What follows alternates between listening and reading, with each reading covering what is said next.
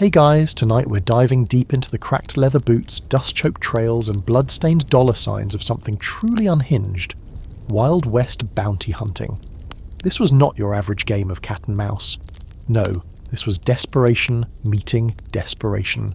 Guns drawn, no rules, no backup, and half the time, no clue who was hunting who. You think you've had a rough week? Try chasing a horse thief across Apache territory, with nothing but a rusty revolver, a name scratched into bark, and the promise of $15 if you survive. Spoiler alert, you probably won't survive this.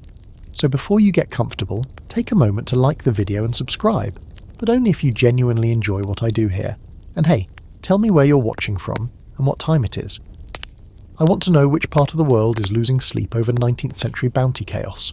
Now, dim the lights, maybe turn on a fan for that soft background hum, and let's ease into tonight's journey together. You're standing just outside a creaking saloon door in 1871, your boots barely clinging to the porch as sweat beads down your neck. The paper in your hand is trembling. Not from fear, exactly, but from heat, fatigue, and that tiny itch of excitement. It's a wanted poster.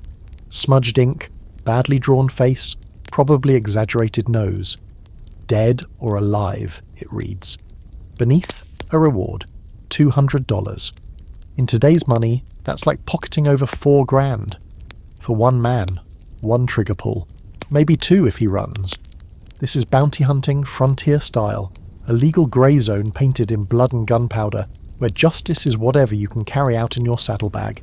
You've got no badge, no backup, no guarantees, just grit, a six-shooter, and the sense that maybe, just maybe, you can stay alive long enough to collect the reward before someone does the same to you. You hear stories, half bragging, half eulogy, about other bounty men. One fella brought in a gang of rustlers hog-tied to his wagon, minus a few fingers each. Another shot his mark from a church steeple 2 towns over. And then there are the ones they don't talk about, the ones who vanished into the rocks, bled out in desert creeks, or got outplayed by someone faster, smarter, or more desperate. The West right now isn't just untamed, it's starving for justice, or something that vaguely resembles it. Local sheriffs are either overwhelmed or in on the crime. Law enforcement is a loose patchwork of self-appointed posses and burned-out Civil War veterans trying to find a new kind of war to fight. Which means if you're brave enough, or reckless enough, you can make your own rules. That's where you come in. You ride alone mostly. Trust is in short supply. The only thing thinner than the local law is the paper that bounty posters are printed on. Towns are miles apart and word spreads slower than a sick mule. That means every time you see a poster nailed to a saloon post or hung up at the general store, you've got to do some guesswork. Is it fresh? Is the fugitive still nearby? And more importantly, are you the only one tracking him? You pass through Deadwood, where the sheriff's too drunk to even stand most afternoons. He waves off your questions about a man named Lyle Two Ears Harper. Yeah, apparently he earned the nickname after collecting some trophies off his rivals. You learn more about Lyle from a toothless piano player than the actual lawman. According to the old man, Lyle's holed up near the cliffs just north of the canyon. Real slippery terrain. Perfect for ambushes. But hey, you came this far. You ride out at dawn, wind biting your face, the landscape opening up into raw, cracked earth. You carry a lever-action rifle across your saddle, a Colt Peacemaker on your hip, and a rope slung across your back. The wanted poster flutters in your coat pocket, whispering like a ghost. You don't know what Lyle looks like in real life. Just a sketch. Could be anyone. Could even be you on the next poster if you screw this up. The trail's cold at first. Hoofprints that go nowhere. Boot tracks that vanish at the creek. You circle around, try to think like a man running from death with a bounty on his head. Would you hide in the open, pretending to be a ranch hand? Or would you dig in deep, wait for the hunter to get close, and then strike like a cornered rattlesnake? By noon, you spot smoke. Faint, but there. A campfire. You dismount quietly, every inch of your body screaming with tension, rifle ready. You move low, slow, real slow. Behind a rock you see him, alone, eating beans from a can. Two Ears himself, maybe. He's got a shotgun nearby, but he hasn't spotted you. Yet. You think about it. Just pull the trigger. One clean shot and you've got yourself $200. Maybe even a bonus if you bring him in breathing. But what if you're wrong? What if this guy's just a drifter with the worst luck in the world? Then he moves, and you see it, a scar down his jaw. Just like the poster said, it is him. The standoff lasts 3 seconds. You shout. He reaches. You shoot. The rifle kicks hard. He crumples over. Not dead, but close. You tie him up, patch his leg, and haul him onto your horse like a sack of grain. The ride back is long and awkward. He mutters threats, laughs, calls you names that shouldn't be repeated with the lights on, but he's yours now. You hand him over to the jail in a town called Bitter Gulch. Sheriff barely looks up from his poker game, but he signs your chit. $200 in coin, heavy bag. You walk out with your belt clinking like a Christmas tree. But here's the thing no one tells you about bounty hunting out west. You don't sleep easy after. Your name gets around. Fast. You become the new target. Some folks don't like you cashing in on misery. Others just want your coin. And 2 ears? He's got brothers. The madness has only begun. $200 feels heavier than it should. You carry the coin in a canvas bag tied tight to your belt, walking out of Bitter Gulch with eyes on your back. Every saloon door creaks louder now.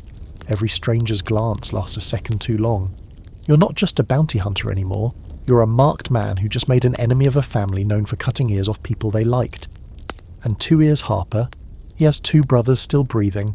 Probably 3 if you count the one everyone swears is a ghost, or a preacher, or both.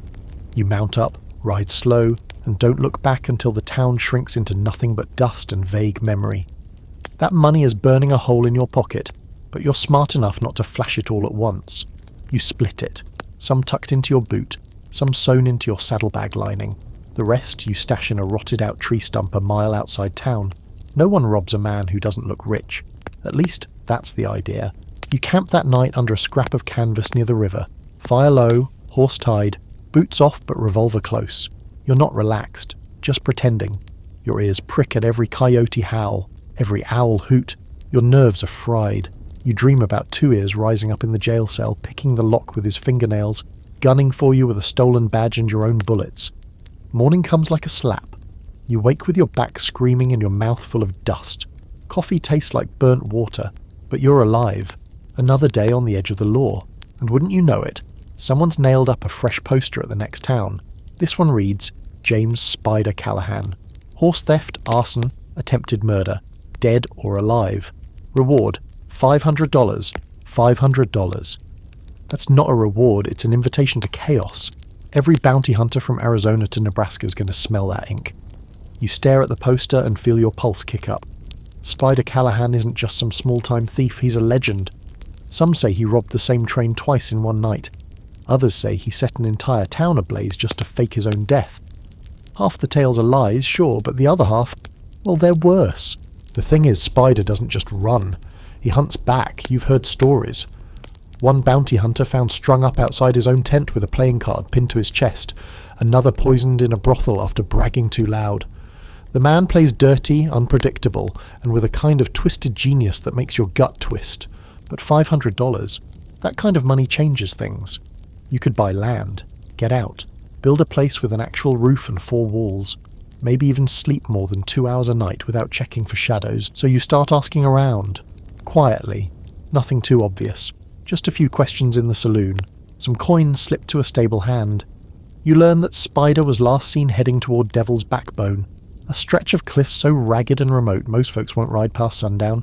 Perfect place to vanish, or set a trap. You gather supplies, double-check your ammo. This time, you bring extra rope. You also visit a blacksmith who sells you a strange contraption, a metal snare that snaps shut like a bear trap, but small enough for a human ankle. Brutal, but effective. He says a bounty hunter named Brigg used one last month. Brought in 2 brothers who tried to kill him in his sleep. Brigg didn't even break a sweat.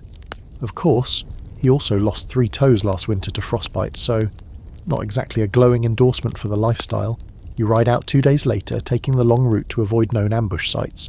You pass through ghost towns, whole places gutted by gold fever and bandits. One has a church that's still standing, barely, the pews filled with bones and silence. You don't stop long. By the time you reach Devil's Backbone, the air's different. Thinner, drier, like the place doesn't want you there. You camp behind a boulder near a game trail and wait. Spider's known to travel light and fast, but even a ghost leaves tracks. You find signs, smudged boot prints. a dead rabbit skinned expertly, then a discarded whiskey bottle with a black widow crawling out the neck. You stare at it for a moment, either a warning or just his idea of a joke. You hear something after dusk. A twig snaps, then another.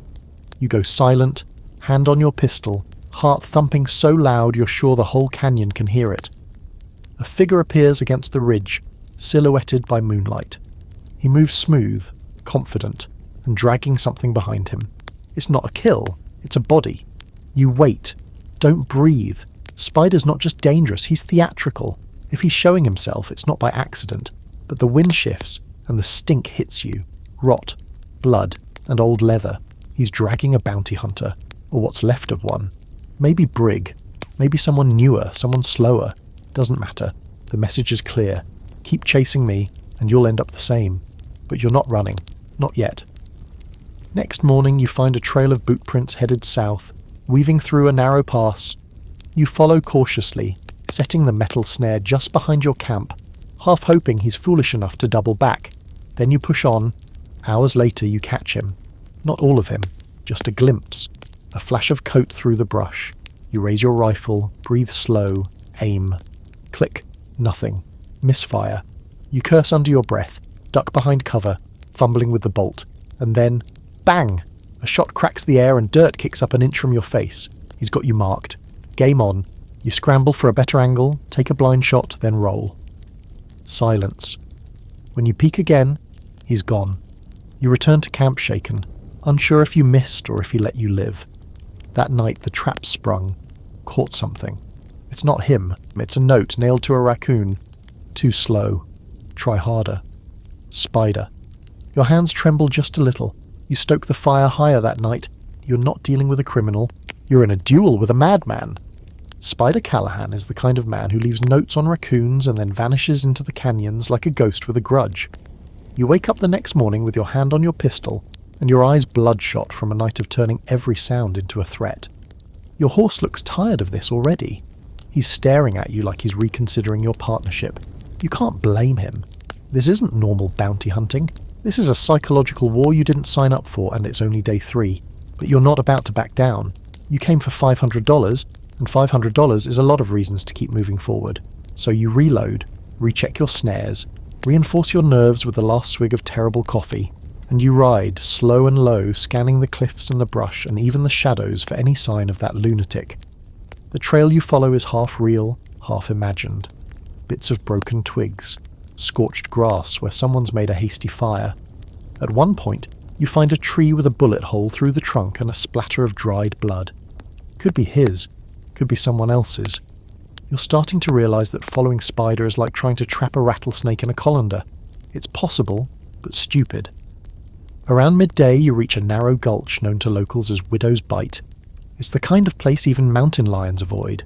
Steep walls, echoes that bounce like ghost voices. You've got 2 choices: cut through and risk walking into a trap, or go around and lose a full day. You go in. It's quiet. Too quiet, of course. You hug the wall, boots crunching on loose shale. Every step feels like you're stepping on bones. Then, just as your foot hits a suspicious pile of dirt, you hear the click. You don't even look. You throw yourself sideways, hit the ground, and the explosion goes off behind you. Dirt, rock, and one unlucky jackrabbit go flying. You're mostly fine. Your pride, less so. Spider left you a landmine. A home-built one, judging by the smell of old whiskey and black powder. A welcome mat, as one old-timer called it. You crawl forward, slower now, eyes scanning everything. The sun is slipping west, painting the gulch in gold and orange like a fire that hasn't started yet. At the far end you find something hanging from a low branch. Another note. This one just says, better. You're almost impressed. Almost. You set camp just outside Widow's Bite, under a rock overhang that doesn't feel safe but looks dramatic. The stars are bright tonight, sharp against the black sky. Your fire's small, controlled. You eat jerky like it's gourmet steak and stare at the flames, wondering how many other bounty hunters Spider has outwitted, or killed. Probably both. There's a theory some folks whisper back in saloons, the fringe sort of claim that Spider Callahan used to be a Pinkerton, that he was trained, not just born twisted, maybe even part of some secret government job gone bad. Too sharp, too calm under pressure, knew explosives like an engineer and moved like someone who didn't fear bullets. Some say he snapped during a manhunt gone wrong, shot his partner, and just kept running. Others say Spider's not even one man, but two brothers working together, swapping clothes and confusing trackers. One hides, one distracts. Together, they stay alive by feeding the myth. And then there are the really wild theories. That he's cursed, unkillable. Some claim he's been shot a dozen times and walked away laughing. A few swear he can talk to animals. You don't buy any of it, but you admit this. The man knows how to get inside your head. The next day, your luck shifts. At the edge of a dried creek bed, you find something worth more than a trail. A boot. One boot, half buried in silt, still warm from the sun. Not yours, not local. Worn in just the way a long traveller's would be. A few feet beyond that, boot prints. Not faked, not smudged. Fresh. You follow. Spider's trail winds up into the high rocks. Higher than you'd like. Your horse can't make it, so you leave him behind, hidden with your supplies. You take your rifle, your pistol, and your nerves, and you climb. By late afternoon the wind is sharp and the climb cruel, but the prints are there, even a drop of blood now and then. Maybe he's hurt, maybe it's bait. Then you find the cave, small, hidden beneath an outcropping. There's smoke curling from inside, thin and blue. Your heart is pounding. This could be it. You inch forward, breath shallow, eyes straining to adjust to the dim. Inside it's cramped and reeks of sweat, gun oil and burned beans. There's a bedroll, a scattered pack, a map with red X's. No Spider, just his gear, just his mess. Then you see it, a tripwire, inches from your boot. You freeze. Trace the wire to a rigged pistol tucked into the wall. Clever, silent but deadly. You step back, heart thundering, and knock over a canteen. It clatters, loud. You wait. Nothing. You take the map, take the food, and you run.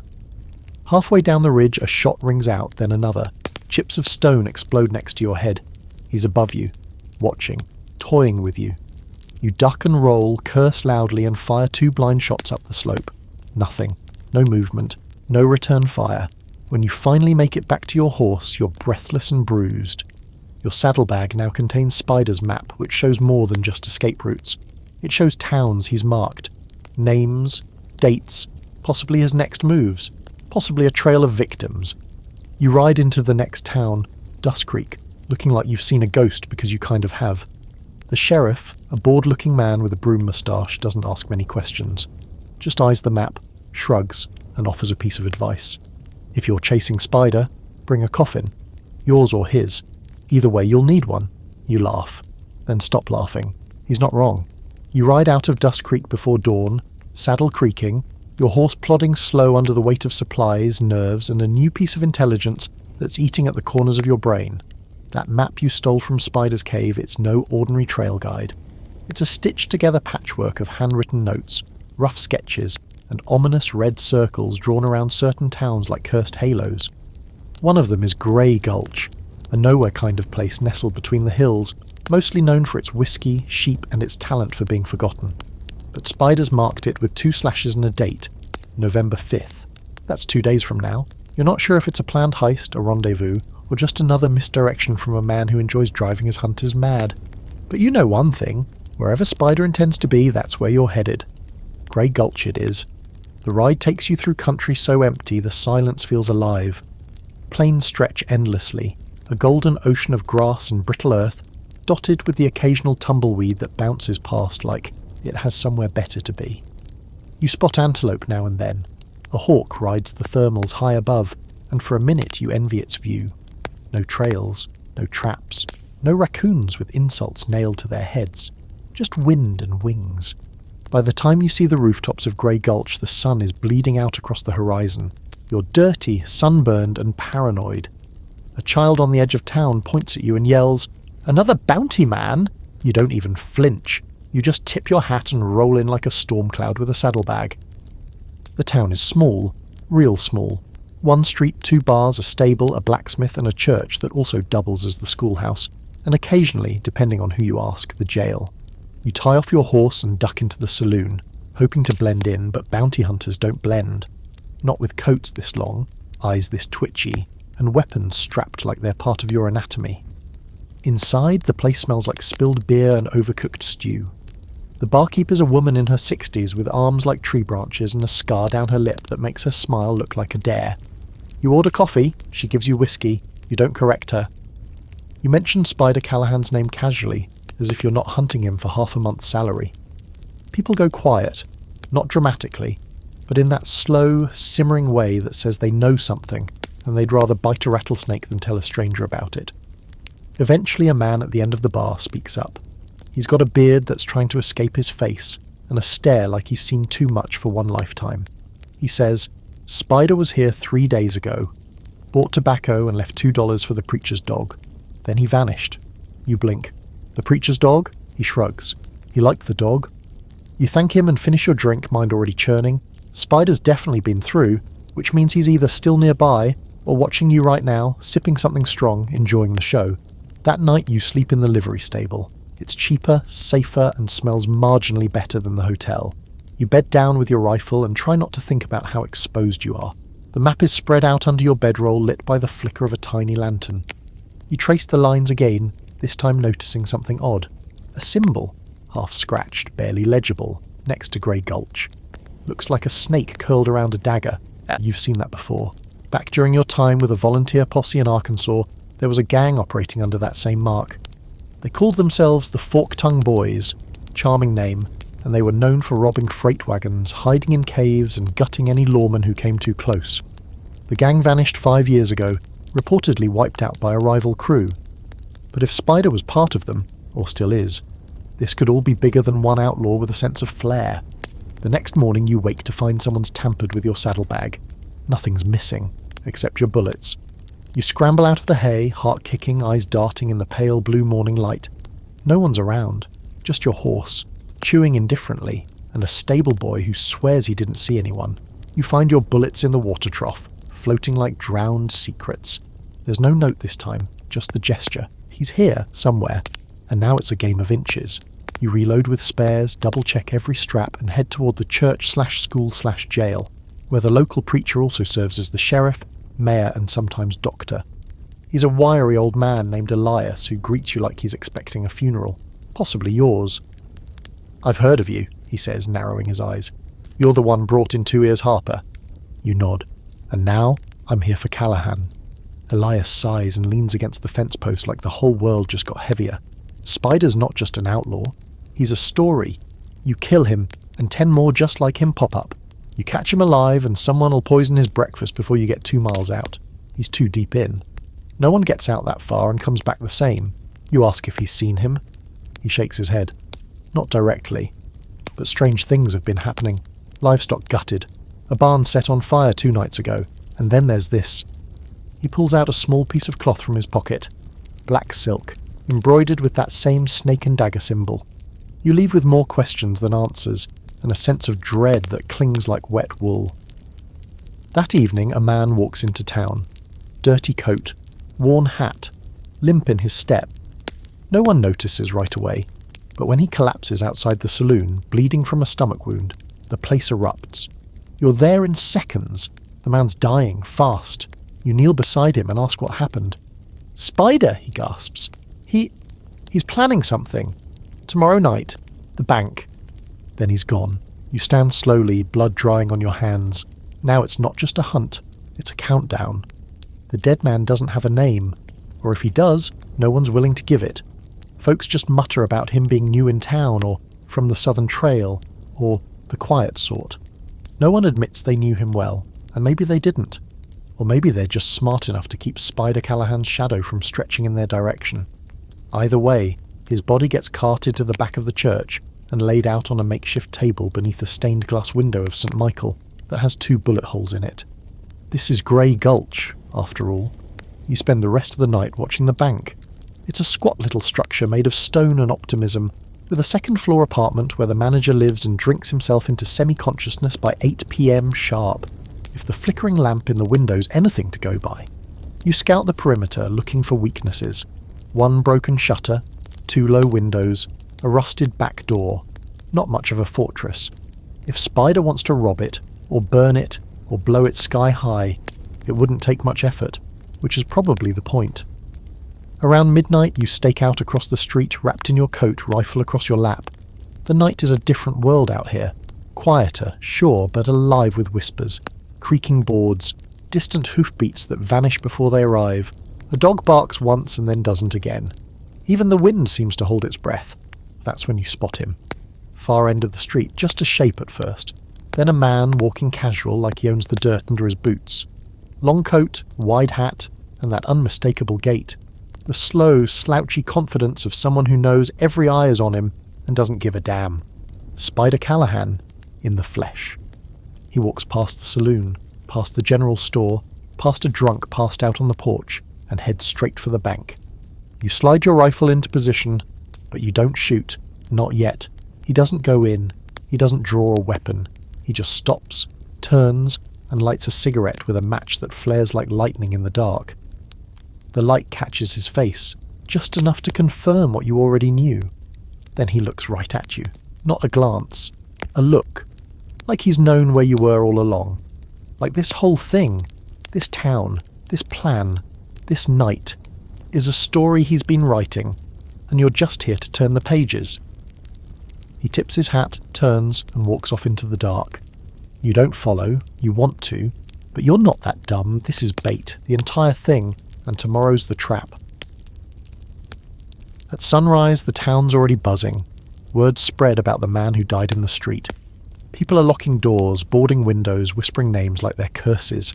Spider's not just a legend here, he's a weather event, and now that he's near, everyone's preparing for the storm. You meet with Elias, the preacher, sheriff, whatever. He's sharpening a knife like it's going to help. We don't have a real jail, he reminds you, and only 4 men I'd trust with a gun, 2 of whom are under the influence most hours of the day. Sounds about right, you say. You sketch out what little of a plan you've got. 2 of those trusted men will stay inside the bank with rifles and try to look intimidating. You'll stay across the street, same position as last night. Elias wants to ring the church bell if things go bad. You suggest that if he does that, Spider might blow the whole steeple off. That's fair, he says, and stops sharpening the knife. That afternoon you decide to check the outskirts. Maybe you'll get lucky and catch Spider preparing something. A fuse line, a stash of dynamite, a half-buried friend with a bad attitude. You find horse tracks about a mile out. Fresh ones. 2 sets. That's new. Spider's not alone. You follow them briefly, keeping low until you reach a ridge overlooking a dry creek. There you spot a small camp. 2 figures. One Spider. The other is unfamiliar. Taller, broader, moving with the stiff grace of someone used to combat. Maybe ex-military. They're packing something into saddlebags. Ropes, tools, small black boxes that you're pretty sure are explosives. You can't get closer without alerting them, so you retreat. Fast. Back in town, you round up the others. Elias calls in the rifleman. You board the bank tighter, reinforce the door with steel nails and prayer. Then you wait. Night falls heavy and slow. The street is empty. Lamps dimmed. The only light comes from the moon and your nerves. At midnight it begins. A horse whinnies, then silence, then a gunshot. Not near the bank, across town, a distraction. You stay put, eyes on the bank. A second later, a stick of dynamite lands 10 feet from the back door. You shout, "Raise your rifle," but the explosion hits first. A blast of fire and dust throws stone and splinters into the air. Screams follow. The bank's sidewall caves slightly, but the structure holds, for now. Gunfire erupts from inside. Your 2 riflemen are engaged. You see a figure dart through the smoke, moving fast toward the breach. Spider. You don't even think. You fire. Your bullet hits something, not flesh, but metal. His saddlebag, maybe. He stumbles, but keeps moving. You rush in now, ducking under the smoke, heart thundering. Inside the bank, it's chaos. One of your men's down, bleeding. The other's trading fire through the front window. You spot Spider near the vault, dragging the manager by the collar, shouting something you can't hear over the noise. You raise your weapon again, but then a sharp pain flares in your shoulder. You've been hit. Through the wall, maybe. A graze, but deep enough to throw you off balance. You fall behind the teller's desk as Spider makes his move. He tosses the manager aside, grabs a satchel, heavy with coin by the sound, and heads for the breach.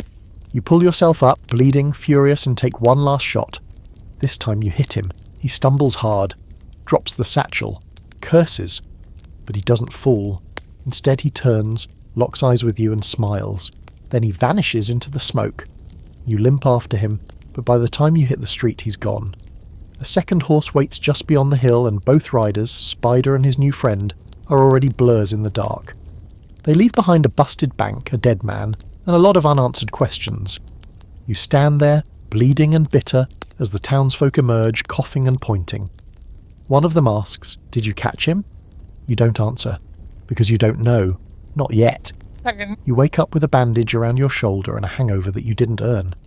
The preacher sheriff surgeon Elias patched you up and left you in the back of the church with a jug of warm water, a tin of stale biscuits, and a Bible resting on your chest like maybe holy proximity would scare the fever off. You sit up slowly, wincing, and realise that everything from your ribs to your pride has taken a proper beating. Outside, the town is quiet in that particular post-chaos way. Gray Gulch is bruised but breathing. The bank is blackened at one corner. The manager is locked in his upstairs apartment, refusing to come down, until someone proves Spider Callahan is at least 100 miles away. And the rifleman who survived the firefight is now being referred to as Lucky Pete, despite having lost half his ear. And Spider, gone. Just gone. Again. It doesn't feel like defeat, not entirely. You stopped him from cleaning the bank out, and you definitely shot him. There was blood on the dirt, dark and fresh, but it doesn't feel like a win either. More like you went toe-to-toe with a rattlesnake, and when the dust settled, the snake wasn't dead. It was just laughing somewhere in the hills. You limp out to the stable where your horse is chewing lazily through someone else's hay. You need to move. Staying in one place too long is how you get buried in it, and something about Spider's escape doesn't sit right. He didn't just vanish. He retreated. That's a strategy, not desperation. That means he has more planned. You check your saddlebag. The map's still there. The town's marked in red. The dates, the symbols.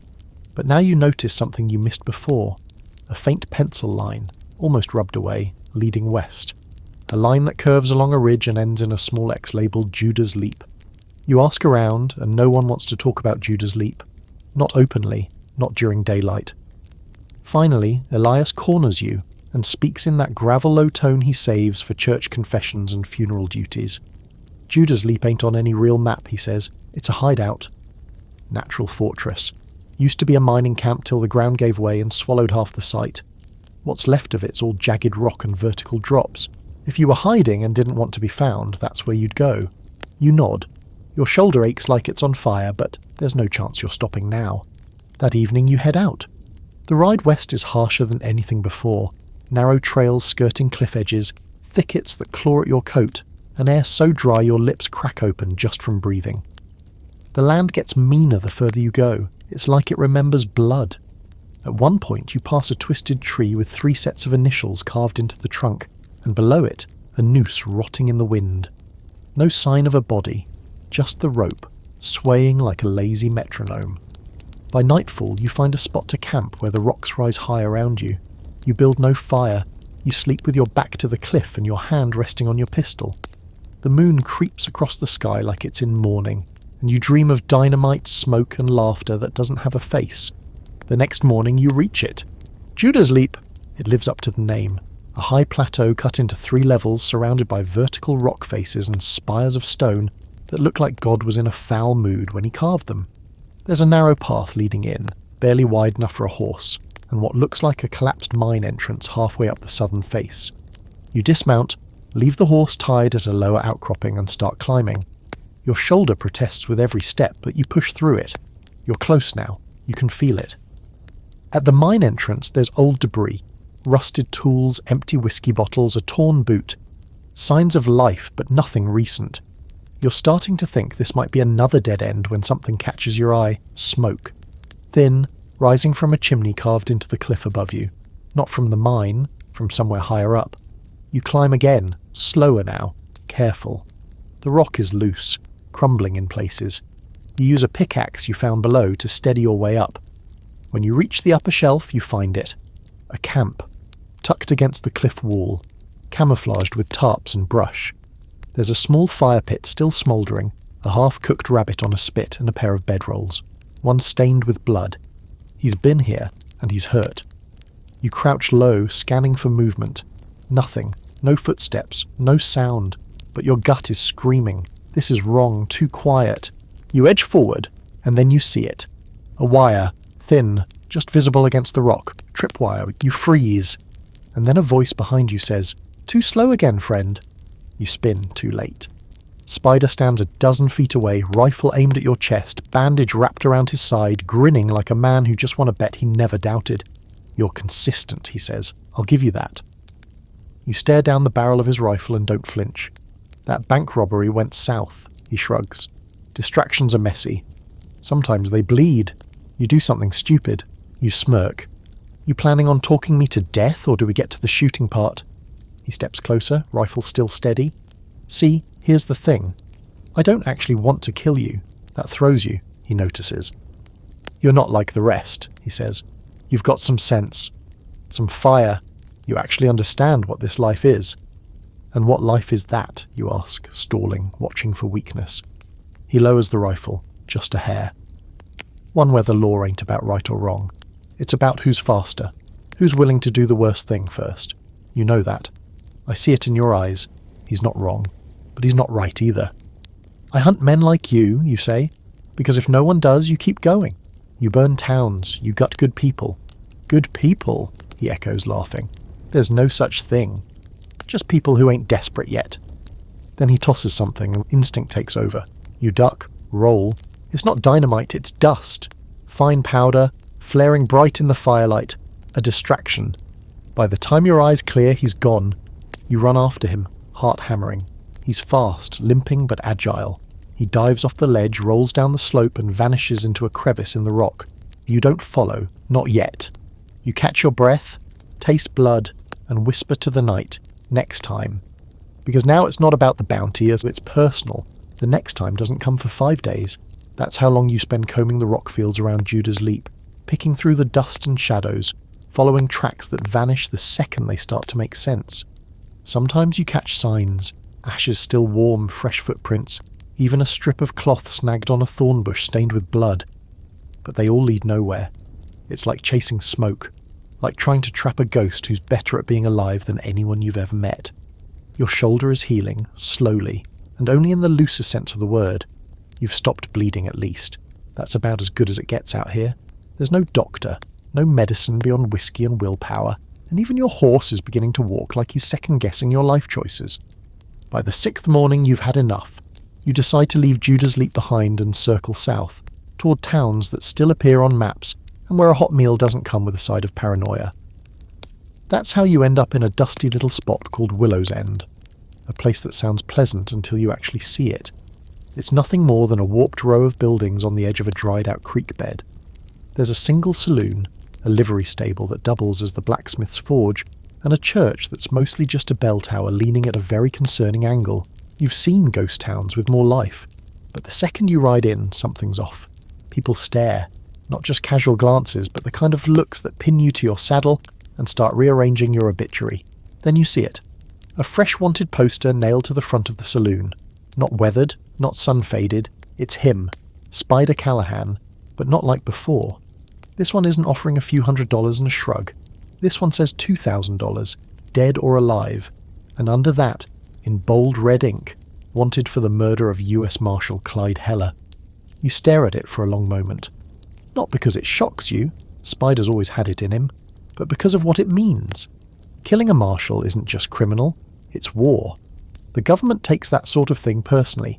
When a deputy dies, there's paperwork. When a marshal dies, they send men. Real ones, trained ones, people you don't want to be on the bad side of. Inside the saloon, the air is thick with sawdust and suspicion. The barkeep barely looks up as he pours you something vaguely drinkable. You nod at the poster on the wall. "That bounty real?" He grunts, as real as the blood still drying on his coat. A man 2 stools down leans over. Dirty hat, cracked boots, and a revolver that's seen better centuries. "You after him too?" You nod once. The man grins like he just found gold in his oatmeal. "You're the 4th this week. Last one didn't come back. We're all assuming he's fertilizing something ugly." You ask what they know. You get stories. One woman says she saw Spider riding north toward the dunes with 3 other men in tow. Another swears he's holed up in an old church 10 miles west, with a new gang calling themselves the Red Tooth Riders, a name that sounds like something a drunk teenager would make up and still somehow fits the vibe perfectly. Then there's the old man in the corner, who says Spider's not even in the area anymore, that he lit a fire under the Pinkertons and vanished across the border disguised as a priest. Most of it's nonsense, but two things line up. The murder is real, and Spider's name is now everywhere. He's not running anymore, and he's escalating. You spend the night in a room above the saloon that's mostly walls and splinters, and pray the roof doesn't cave in. You dream of fire, a burning badge, and Spider smiling in the flames like a man who knows he's dragging the whole world down with him. The next morning you ride west. You're headed for a place called Gallows Bend, another fringe town with no sheriff, no rules, and just enough coin moving through it to attract the wrong kinds of people. You figure if Spider's recruiting, or hiding, he'll be there. The ride is brutal, heat pressing down like a hand on the back of your neck. You pass 2 rattlesnakes mating in the open, completely unbothered by your presence. Must be nice. By dusk you reach the outskirts of Gallows Bend. From a distance it looks like any other half-dead outpost. Rooftops warped, fences sagging, dogs barking at ghosts. But the moment you step foot into town you feel the tension. There are more horses tied up than makes sense for a town this size. More men with guns slung low on their hips, walking like they've already chosen who they're going to kill if things go sideways. You head to the saloon, of course. This one's louder, meaner. A haze of cigar smoke hangs low like a ceiling. You see 3 card games, a knife fight in progress near the back, and a man passed out face first into a plate of beans. Your kind of place. You ask around. No one says Spider's name, but you start to hear whispers. Someone called the Preacher is here. No one's sure who he is exactly, but he's recruiting guns for something big, offering coin, supplies, and immunity for those with bounties of their own. Word is he's assembling an army, not just a gang, not for a robbery, for a standoff. You sit with that for a moment, let it settle into your bones. If Spider Callahan is this Preacher, then you're not chasing an outlaw anymore, you're chasing the start of a war. Later that night you slip out of town and scout the hills to the north, where riders are coming and going under cover of dark. There's a camp out there, you're sure of it. Not like the others, this one's fortified, guarded, organised, not just hiding from the law, preparing for it. Back in town you write a letter, not to anyone specific. Just the kind a man writes when he knows the odds are shifting and he might not be on the winning side anymore. You don't sleep. Not really. At sunrise, you pack your gear. You're going to find that camp. You're going to find the Preacher. And if it's Spider, you're going to end it. One way or another. You don't bother with stealth in the traditional sense. You've learned that when it comes to men like Spider, or the Preacher, if he's trying out new aliases, what rattles them most isn't sneaking through the shadows. It's walking straight into the lion's den and looking it in the eye. Boldness unnerves the bold. So you ride toward the northern hills with the sun at your back and your rifle strapped in plain view. Let them see you coming. Let them wonder if you've got backup or just a death wish. The trail leads through a jagged canyon shaped like a splitting skull. Locals call it Widow's Pass. You remember the name because there's a folk tale attached, about a woman who lost all 5 of her husbands in the same spot, each to a different kind of betrayal. Poison, pistol, knife, fire, and a kick from a mule. The mule story, you suspect, is truer than the rest. Just past the second ridge you find it. The camp. It spreads across a natural basin tucked out of sight from the main trail. About a dozen tents, 2 makeshift towers fashioned from old lumber and wagon wheels, and a signal fire smouldering low in the centre. There's a corral of horses, a covered wagon turned into a munition stash, and at least 20 men wandering around with guns too polished for casual herding. You don't ride in. You dismount half a mile out and crawl up to a bluff for a better look. From there you scan the faces, the movements, the structure. This isn't a gang, it's a militia. These men aren't here to rob a train. They're drilling, organising, working in shifts. You spot a man teaching others how to load dynamite into hollowed-out fence posts. Another sketching something that looks very much like a map of a town. Maybe Gallows Bend, maybe somewhere bigger. And then you see him. Spider Callahan. Or rather the man who used to be Spider Callahan.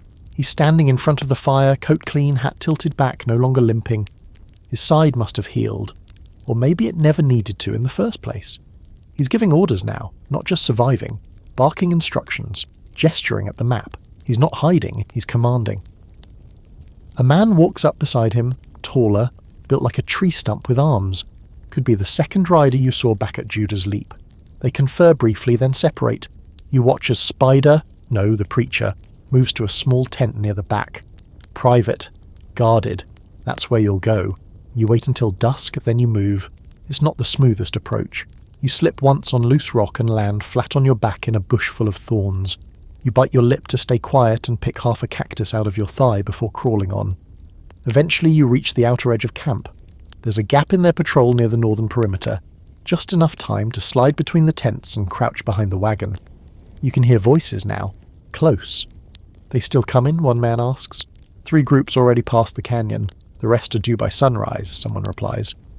"Preacher says we'll make the first strike by Sunday." First strike?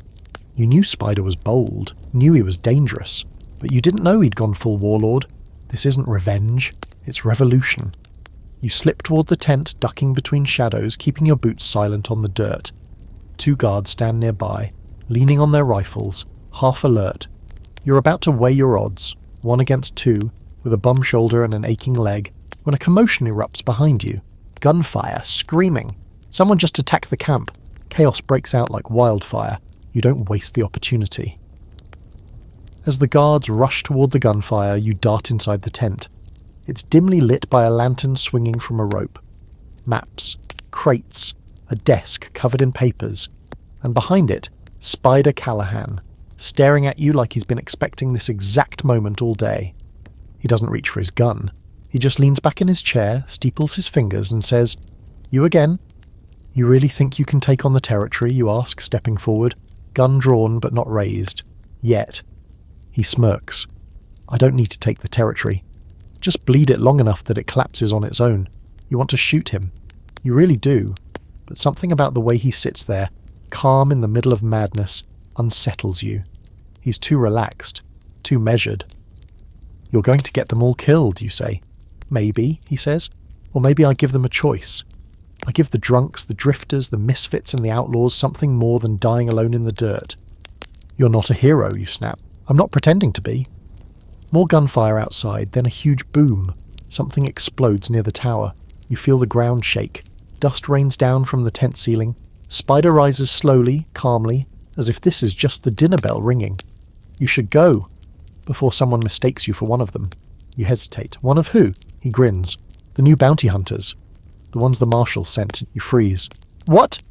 "I told you," he says. "You're not the only one hunting me anymore." And some of them don't play nice. That's when the tent rips open behind you and a man with a shotgun steps in.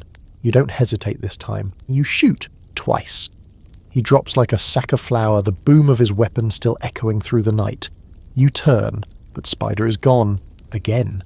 You run after him, ducking between burning tents and bodies, some breathing, some not. The camp is in full retreat. Bounty hunters pouring in from the cliffs.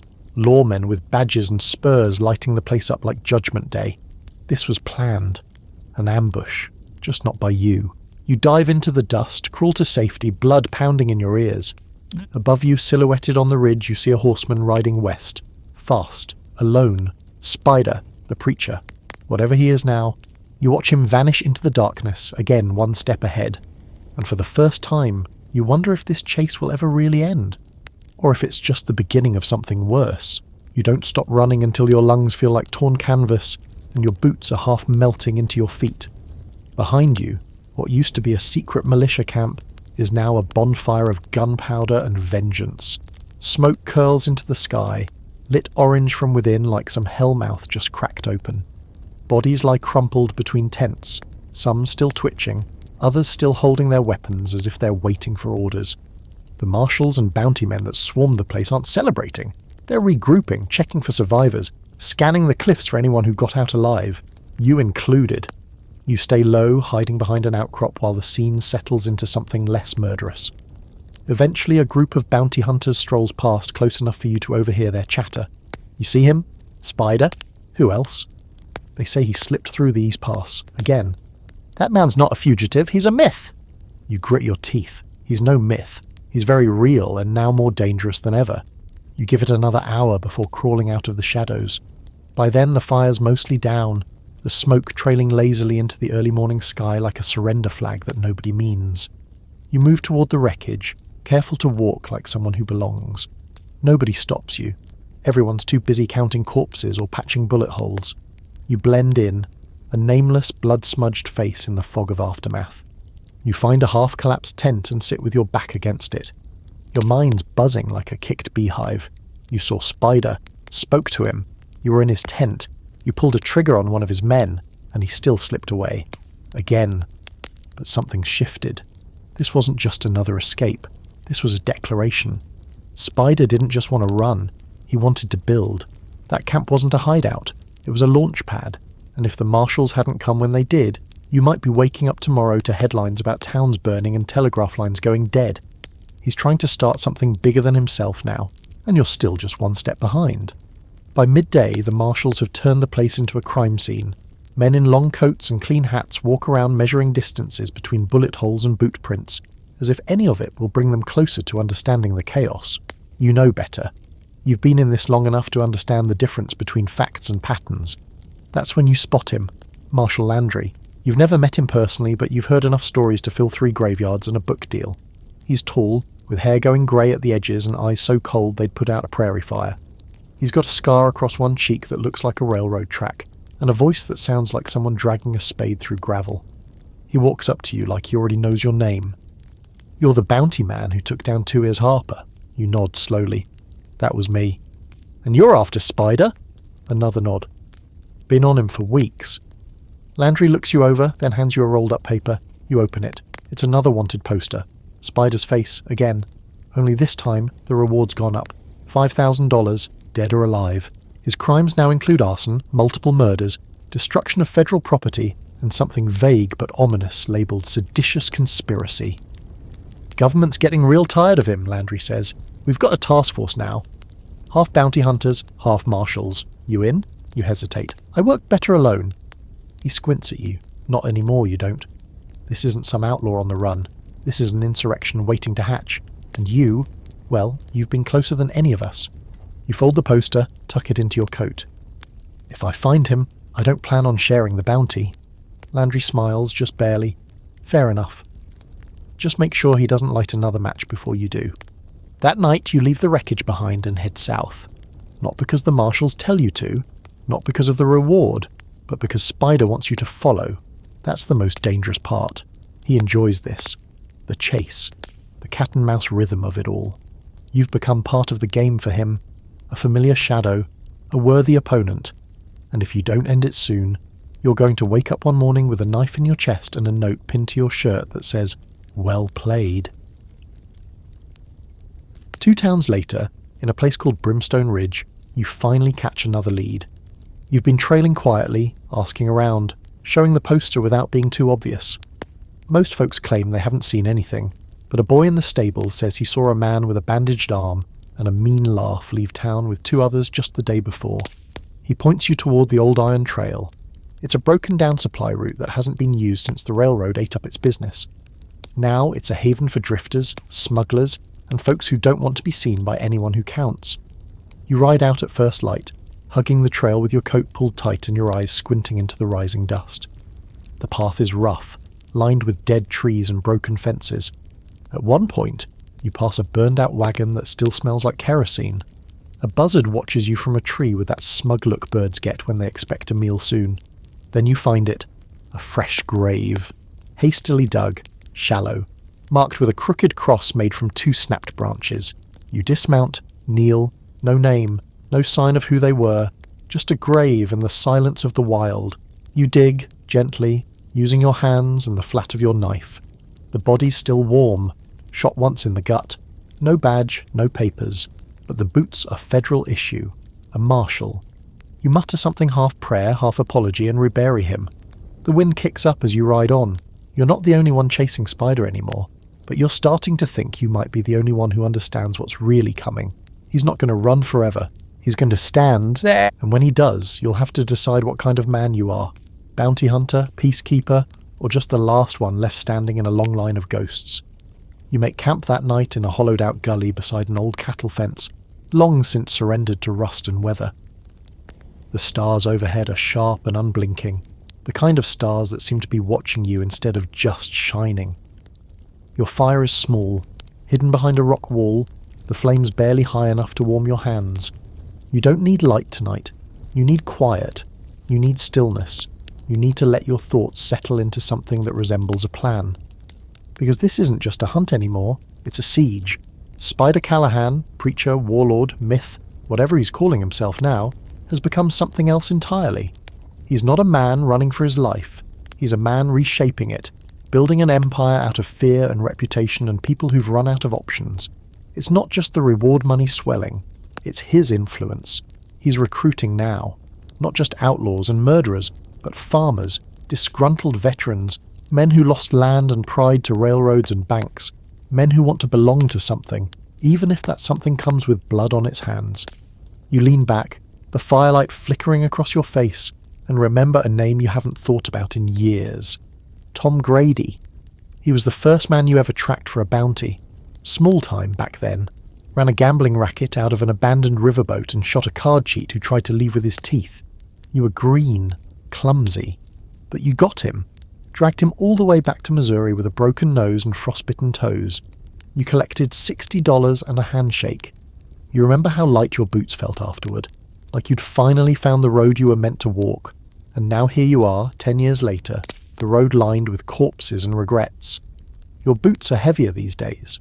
Your hand trembles when it rests too long. The line between justice and survival has blurred so thoroughly, you're not sure it was ever there in the first place. Sometime after midnight you hear it. A horse. Not yours, not close, but not far either. You freeze.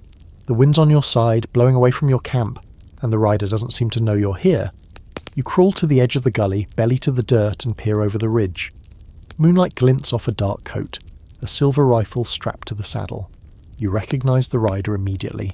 Granger Bell, another bounty man. Not the worst, but close enough.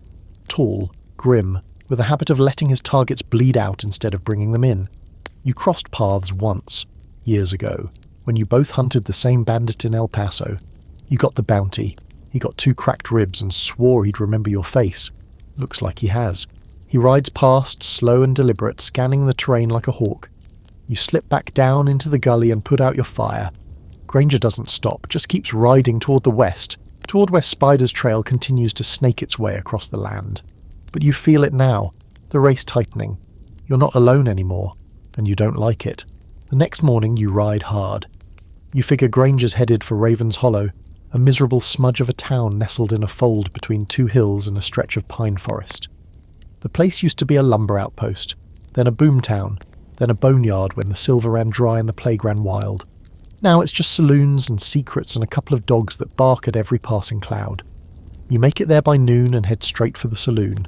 It's called the Dead Canary, which you hope is a reference to mining and not what they serve for lunch. The place is quiet when you enter, but there's tension in the air, like everyone's waiting for something to explode, and they're just not sure where the fuse is. And there he is, Granger Bell, sitting at the bar, drink in hand, revolver on the counter like an invitation. You slide onto the stool next to him. "Didn't expect to see you again," he says without looking.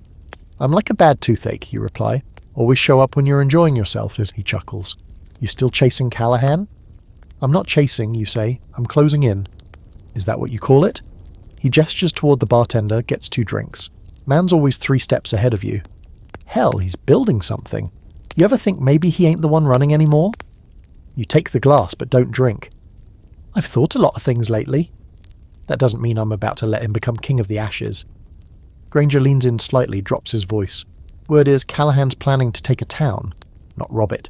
Take it. Full control. Start with 1, then 2, then who knows?" You stare at him.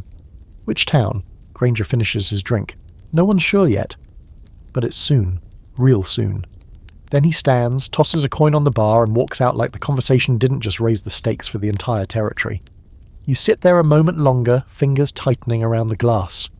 Because this is it. This is what Spider's been building toward. A town of his own. Not just a hideout, not a fort, not a camp, but a capital. You leave the saloon and find a telegraph station. You scribble a note and send it east, fast as the wire can carry it, to Elias in Gray Gulch, to Marshal Landry, to anyone who still believes in stopping men like Spider Callahan before it's too late. And then you ride. No plan, no sleep. Just fury and fire in your veins, because if Spider's claiming a town, you're going to be there to stop him. Or die trying. You ride with your jaw clenched so tight your molars ache, your hat pulled low, and the map from Spider's old camp crumpled in your coat like a ticking bomb. The rumour Granger dropped in Raven's Hollow isn't just some campfire exaggeration, it fits. All the signs were there. The growing army, the talk of first strikes, that half-burned map with towns circled in red and crossed through like entries in a grim to-do list. You weren't just hunting a bounty anymore, you were chasing down a blueprint for chaos, and now, for the first time, it feels like he's close to finishing the thing. Spider Callahan, the man who started as a petty outlaw with a head full of mischief and a six-shooter, now wants to write his name across the territory in gunpowder and smoke. Not just survive the law, outlast it, replace it. And he might pull it off. The town most likely in his crosshairs, a miserable place called Jericho Flats. You haven't been there in years, and even then, it wasn't for long. Dusty, crooked, and straddling a vital trade route like a broken tooth in a perfect grin. It's the kind of town small enough to fall without making much noise, but important enough to matter once it's gone. Strategic, vulnerable, exactly the kind of place a man like Spider would seize as a symbol. You push your horse harder than you should. The trail from Raven's Hollow to Jericho Flats isn't long, but it's rough. Dry creek beds, thickets of mesquite, and a place locals call the Devil's Staircase, where the rocks form narrow switchbacks that test your balance and your sanity at the same time. You pass the skeleton of a wagon overturned in a gully, the wheels picked clean, canvas torn to ribbons. There's a boot still stuck in the mud. No foot in it, thankfully. Just a grim little souvenir of whoever didn't get out fast enough. At sundown, you crest a hill, and Jericho Flats sprawls below you like a game board mid-collapse. One main street. A dozen crooked buildings, a church with a crooked steeple, and a river just wide enough to matter. You scan the place through your spyglass. Something's off. It's too quiet. No wagons moving. No smoke from chimneys. No kids chasing each other through alleys. And then you spot them. Men on rooftops, armed, moving like they've been drilled. This town's already taken. You swear under your breath and slide back down the ridge, heart pounding like a war drum. You're too late. Spider moved faster than anyone expected, and now you're looking at a town-sized hostage situation, wrapped in a ribbon of rifles and barbed wire. You circle wide and find a shaded ridge where you can watch without being seen. Over the next hour you count nearly 30 men patrolling in pairs. Most are armed with Winchesters. A few carry sawed-off shotguns. 2 wear old Confederate uniforms, just for the flair of it probably. Real frontier cosplay. But make no mistake, they move like soldiers. This is organised, disciplined. And in the middle of it all, lounging on the porch of what used to be the sheriff's office, is Spider himself. He looks better than when you saw him last. Healthier. Smugger, if that's possible. He sips something from a tin mug and laughs at something said by the man beside him. A tall, brutish type with a beard like a bear and a smile like a broken jaw. Probably his second in command. You should be thinking of a way in, but instead you think about the phrase that's haunted every corner of this chase. Dead or alive. It's always there, inked under the sketch of his face like a footnote of menace. Like the law never really cared which one you delivered, just as long as he stopped drawing breath. And right now you're seriously considering the dead option. But not yet. You ride back a few miles, find a gulch to camp in, and light no fire. Just sit and listen to the desert breathe. The next morning you ride to the closest telegraph station, 8 miserable miles away, and send a message to Marshal Landry. Jericho Flats compromised. 30 men. Callahan confirmed. Need support. Urgent. The station clerk reads it twice before transmitting it. "What's in Jericho Flats that's worth all this trouble?" he asks, squinting up at you. "Nothing," you say. That's what makes it so easy to steal. You ride back with dust on your boots and lead in your stomach. There's only one way into Jericho that isn't watched, through the old mill road that collapsed a few years back after a flash flood took out the bridge. But a man on foot could cross the creek bed with some effort. You stash your horse in a dry arroyo, take your rifle, your pistol, your knife, and start walking. It's slow, it's dangerous, and it's the only shot you've got. By dusk, you're behind the old granary. The guards don't patrol back here as often. Maybe they assume no one's dumb enough to sneak into a town that's actively being held hostage by a revolutionary with a god complex. Maybe they're right. But you're not here for a fair fight. You're here to see. You slip into the shadows and start counting heads. Men stationed at key intersections. A wagon of supplies being rolled into the old general store. A preacher, the preacher, holding a sermon on the steps of the church to a group of townsfolk who look more confused than converted. You sneak closer. Then you hear it. Spider's voice. Clear. Calm. Confident. This place was forgotten. left to rot while men in faraway cities make decisions for you. But no more. This town belongs to you now. No more taxes, no more marshals, no more rules made by men you'll never meet. Here, you make your own law. The crowd murmurs, some nod, a few even cheer. You don't know whether to feel rage or awe. He's doing it. He's really doing it. Not just surviving, but inspiring, manipulating hope into something sharp. That night, you slip into the livery stable, hide in a hayloft, sleep in 10-minute jolts, wait for the sound of horses or screams. None come, but the next morning you wake to a new sign nailed outside the saloon. This town is under the protection of Spider Callahan, and underneath smaller text. Outsiders will be treated as threats. You stare at it, your pulse cold. You're not just chasing an outlaw anymore, you're standing in the capital of his kingdom, and whether it ends in blood or surrender, it's only just begun. You stay hidden in that hayloft for nearly a full day, breathing dust and the rank stink of old horses, heart ticking along with the regular shuffle of boots and voices outside. Spider Callahan's turned Jericho Flats into a stage, and every building, every boardwalk plank, every lamppost in this nowhere town is part of the set. The townspeople don't look terrified, at least not in the open. Most of them move like they're walking on fresh ice, trying to appear normal but always listening for the crack beneath their feet. From your perch you count 4 new rifles moved into position. One on the blacksmith's roof, one just behind the hotel's front window, disguised with a curtain. 2 men standing outside the old post office with bandoliers across their chests like decorations at a revolution-themed costume ball. These aren't drunk saloon bandits or dusty desperados. These men believe in something, or maybe they're just scared enough to pretend they do. Spider's turned Jericho into a test run for whatever hell he plans next. And then there's the preacher. Not Spider, though he still wears the nickname like a mask when it suits him, but the real one, or at least the one acting the part. A tall, sunburned man with thick spectacles and a black frock coat 2 sizes too big.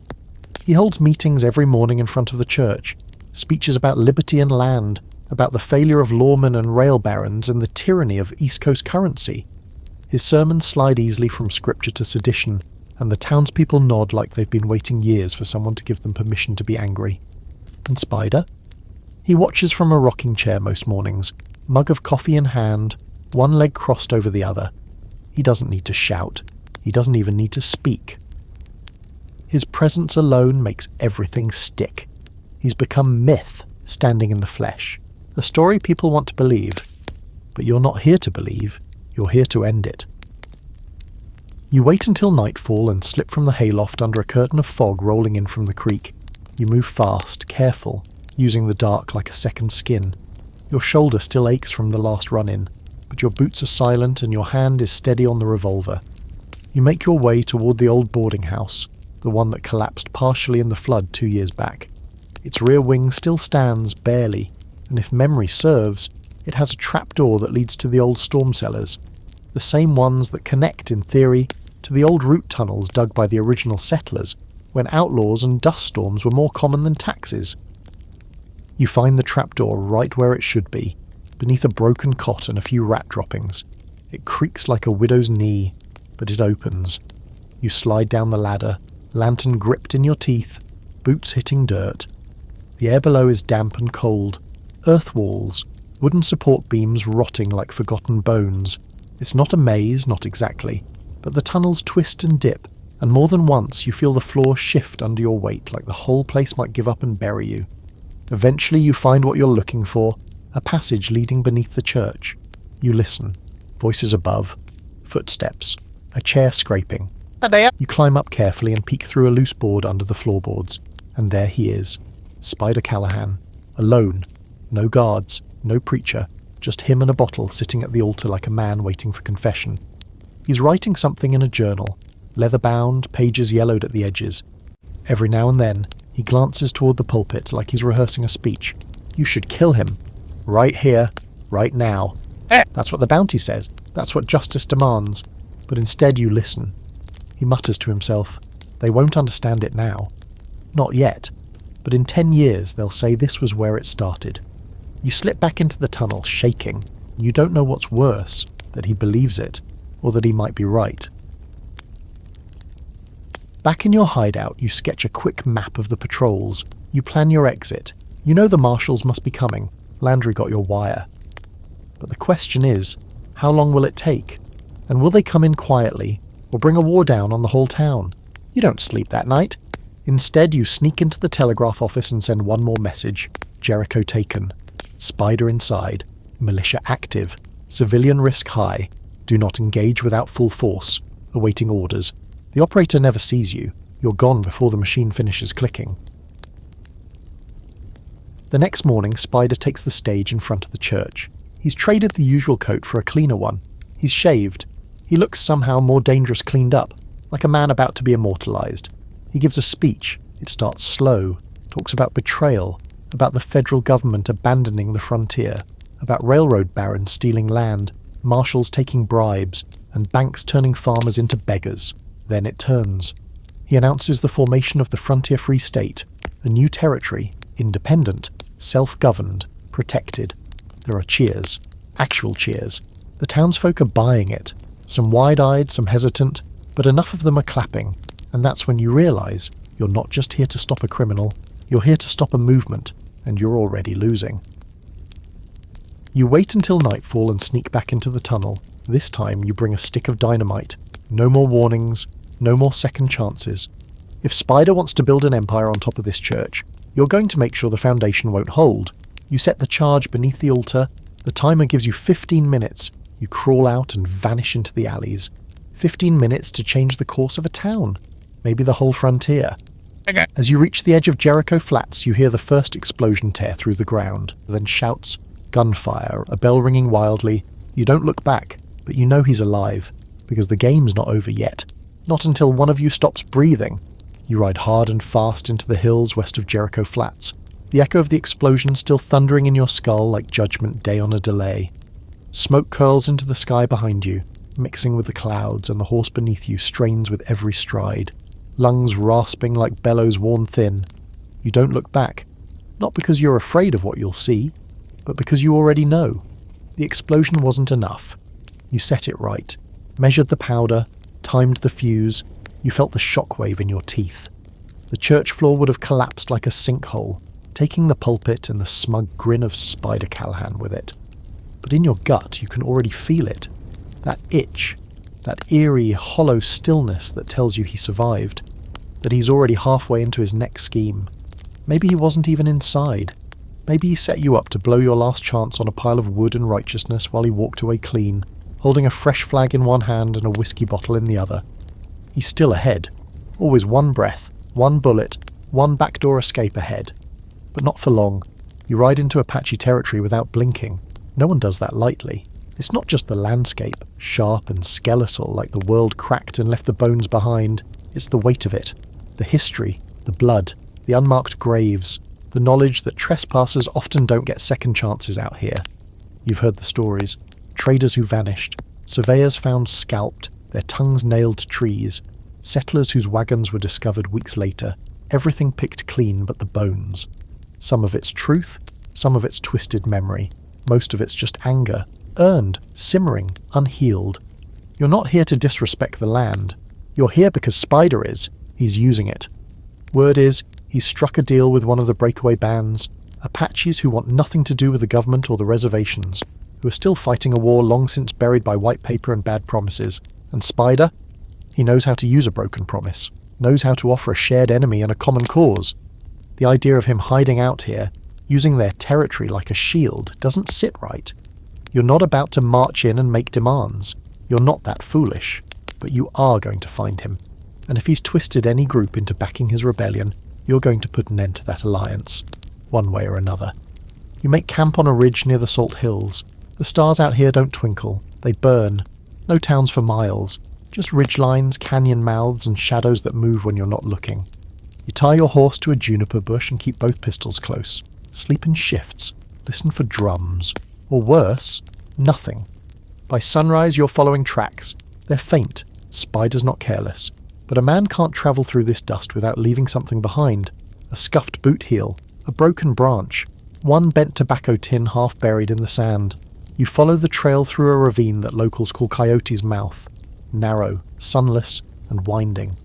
Every step echoes. Your nerves stretch taut as violin strings. This is ambush country. The kind of place where people enter and don't walk back out. Your hand never leaves the butt of your revolver.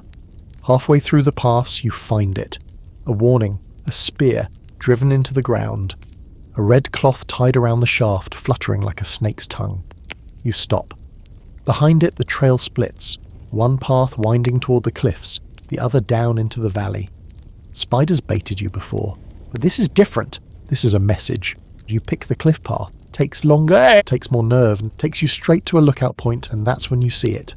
A camp, not spiders. Apache. Dozens of riders. Tents low to the ground. Smoke from cook fires rising slow and clean. Horses penned near the canyon wall. And in the centre, a figure in black talking to a man with feathers braided into his hair and paint streaked across his chest like war still matters. Spider Callahan! He's standing like he belongs there, like he's earned the right. No guards, no guns, just that smug posture of a man selling something dangerous. You duck back behind the rock, heart pounding. So this is it. He's built a real alliance, a dangerous one. You retreat before anyone sees you and circle back to higher ground. Spend hours watching, listening, waiting. Then you hear voices. 2 young Apache scouts passing beneath your ledge, speaking softly in a mix of English and their own tongue. One of them is carrying Spider's journal, the same one you saw him writing in back in Jericho. You wait until they're out of sight, then descend the bluff and follow them at a distance. After a half-mile, the younger one stops to relieve himself behind a boulder. The older one walks ahead. You take your chance, step out, revolver up. Don't shout, you say, quiet and low. The boy freezes, eyes wide. I don't want to hurt you, you add. I just want that book. He nods slowly. No sudden moves. You take the journal from him, then toss a coin pouch at his feet. For your trouble. He stares at it like you handed him a rattlesnake. Then you vanish into the rocks. Back at your camp, you open the journal. The entries are dated, meticulous, full of rants and plans, names, towns, details about the territory, the rail lines, the sheriffs on the payroll. And then, this. They're broken. Just like us. Not savages. Not villains. Just men who watch their world get eaten. Same as me. They don't need to trust me. Just need to aim their guns the same direction I do. You close the book and exhale. Spider isn't just building an army, he's building a coalition. One forged from the fury of every group the government forgot. Outlaws, drifters, ex-Confederates, natives with no land left to stand on. This isn't about revenge, it's about rebirth, and he's halfway there. That night you ride east, you don't stop. You've got a new plan. If he wants to build a nation, you're going to make sure it's the shortest revolution in history. You ride like hells, licking at your boots, dust pluming behind you in long trails that vanish just as quick as they appear. The sun claws overhead, merciless and white, but you don't slow down. Not when the stakes have finally snapped into terrifying clarity. Spider Callahan isn't just another outlaw carving his initials into the underside of the world. He's a strategist, a zealot with a head for maps and a taste for martyrdom.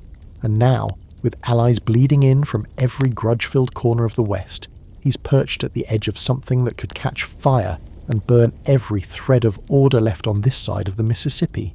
And you? You're the idiot who thought he could outshoot it! The nearest telegraph is in Calico Bend, a mining town that smells like sulphur and desperation. You roll in half dead, your horse wheezing and foam-lipped, and you stumble into the telegraph office looking like something scraped off a battlefield. The clerk takes one look at you and says, "You all right, mister?"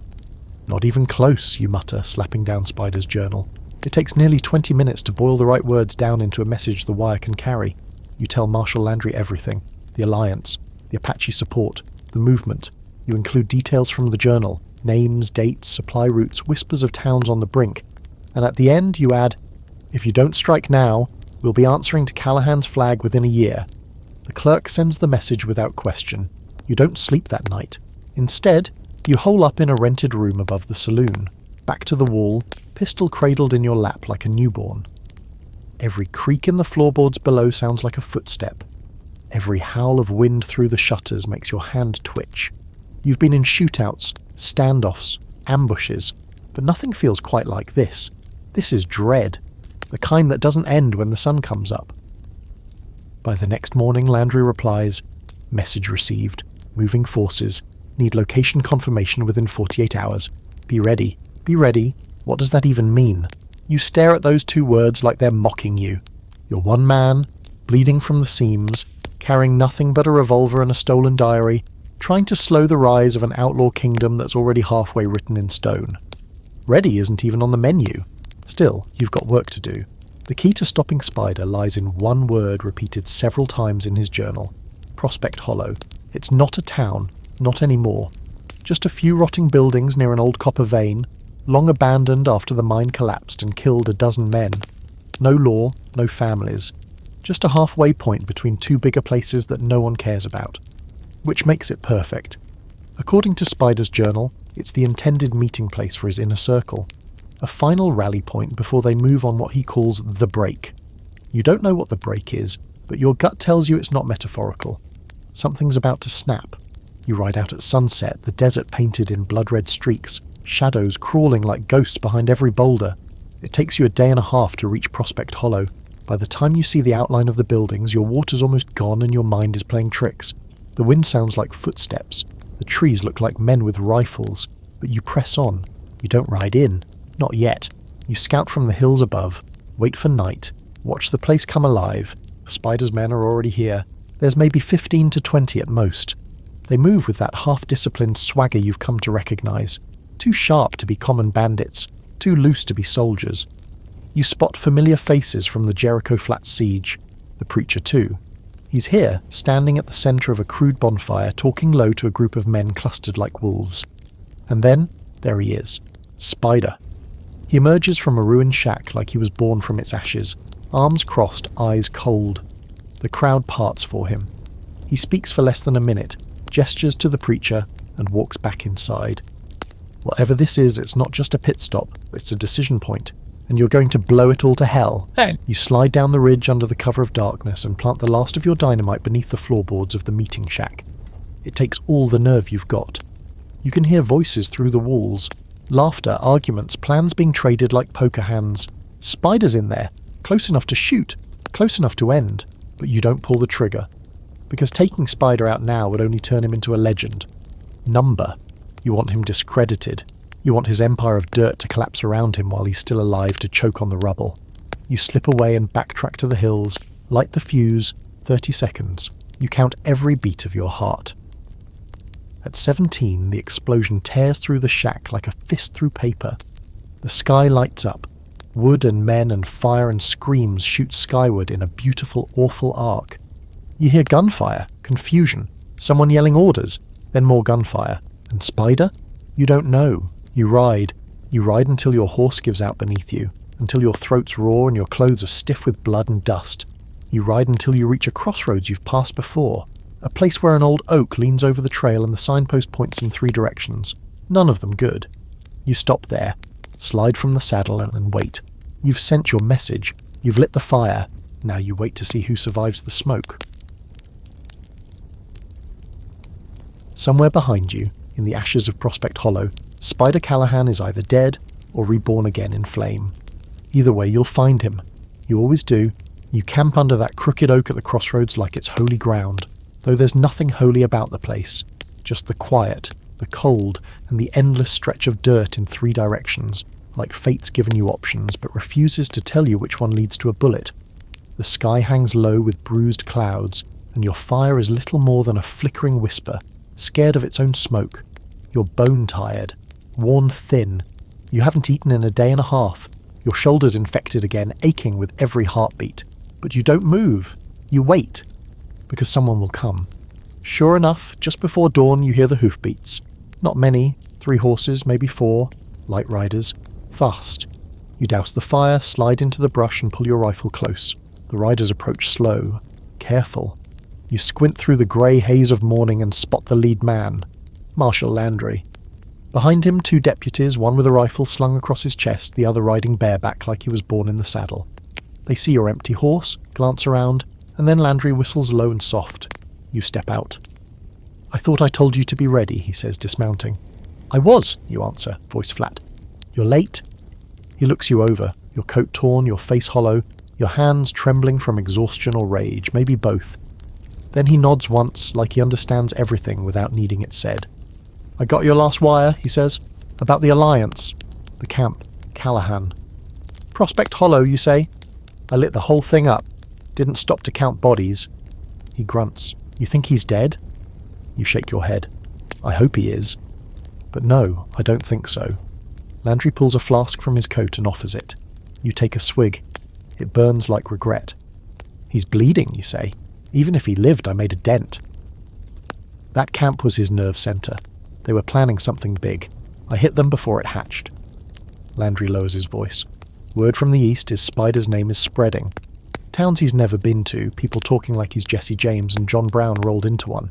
He's not a hero, you snap. I know that. You know that. But the folks out there?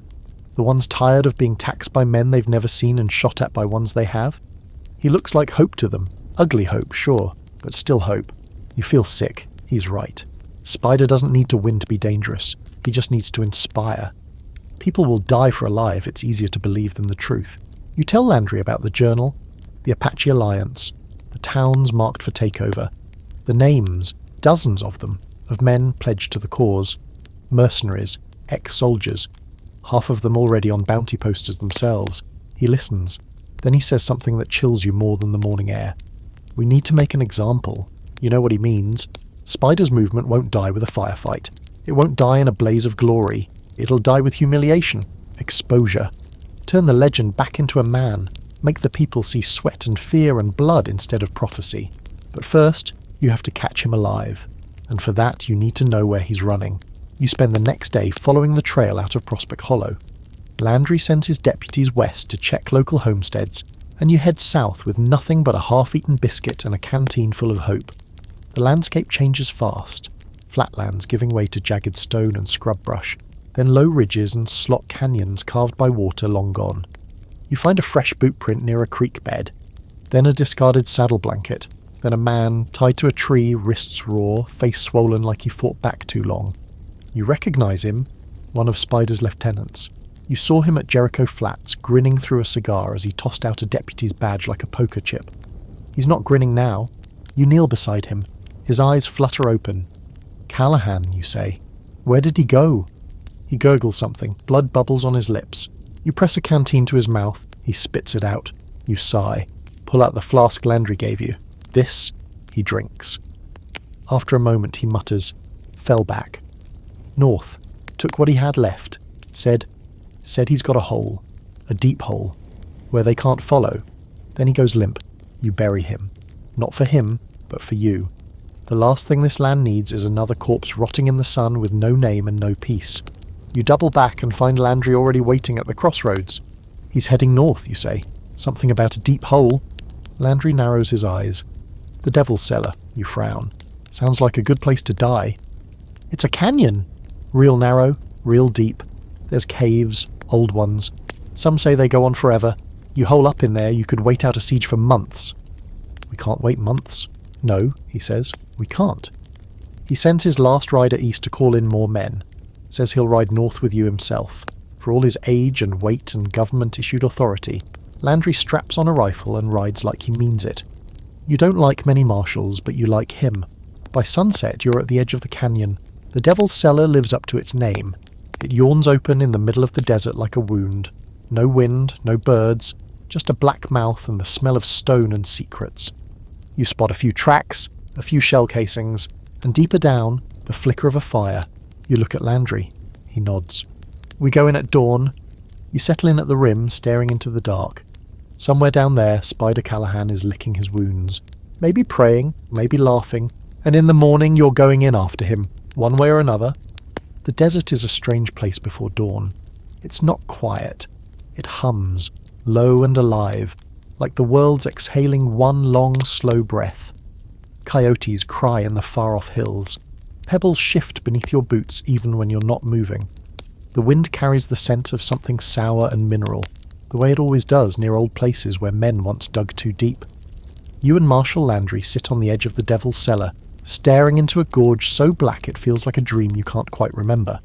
Somewhere down there is the man you've hunted across half the frontier, Spider Callahan, broken but not beaten, wounded but still dangerous. A rabid prophet preaching rebellion through a cracked grin and a bullet hole in his coat. Landry checks his rifle, clicks the cylinder, doesn't say much. He's not the speech-giving type. Which is fine. Neither are you. You both know what has to happen. You descend just after first light, ropes cutting into your palms, the canyon walls close enough to make you feel like you're being swallowed. The air turns colder the deeper you go. Each echo of your boots sounds like gunfire in that tight, narrow passage. You keep close to the wall, rifle slung, revolver ready. Landry takes the lead. His movements are sharp, measured, no wasted motion. This isn't his first cave crawl. At the bottom, the path opens into a series of low tunnels, natural caves stretching off in several directions like roots through rock. It's darker down here, but someone's been busy. You spot torches, burnt-out stubs wedged into cracks, even a set of boots tossed near a wall, soles worn thin. There are signs of life, movement, activity. And then you see the first body, one of Spider's men, at least what's left of him, riddled with bullets, rope marks on his wrists. Looks like he ran, got caught, and died fast. Maybe there's a traitor in the ranks. Or maybe Spider's finally run out of patience. Either way, it tells you something important. Things are falling apart. You press on, the tunnel forks, you and Landry split up. Not ideal, but the only way to cover ground. You mark your path with chalk on the wall, a habit you picked up back when you were chasing a bank robber through a flooded silver mine and nearly died trying to retrace your steps in pitch black. You promised yourself you'd never make that mistake again. Some promises stick. You walk for what feels like hours. The light from your lantern plays tricks on the walls, turning shadows into faces, cracks into movement.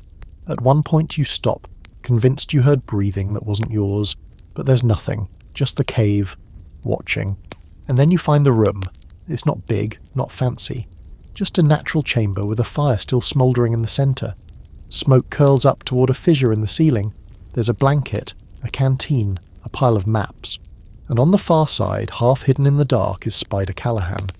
He's sitting with his back to the wall, knees bent, rifle across his lap. His eyes flicker to yours and settle there like he's not the least bit surprised. You raise your weapon. He doesn't move. "You blew up my church," he says. "You declared war," you reply.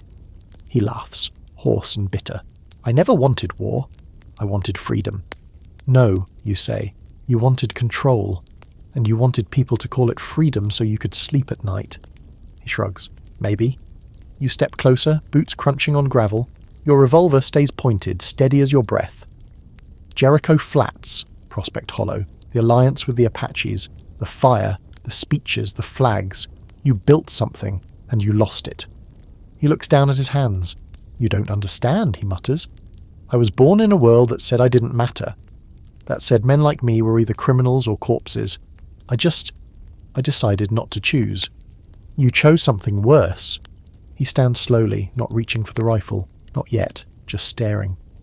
"You think I'm the problem," he says, "but I'm just the symptom." You pause, because maybe he's right. The frontier is a sickness, one built on theft and fire and half-whispered lies carved into deeds and wanted posters. Spider isn't some mutation. He's the natural evolution of everything no one wanted to admit the West was becoming. But that doesn't mean he gets to win. "I need you alive," you say. He smiles again, sad this time. "And what if I don't want to be?" "I don't care." He moves fast. Faster than you expect. Not for the rifle, but for the knife tucked into his boot.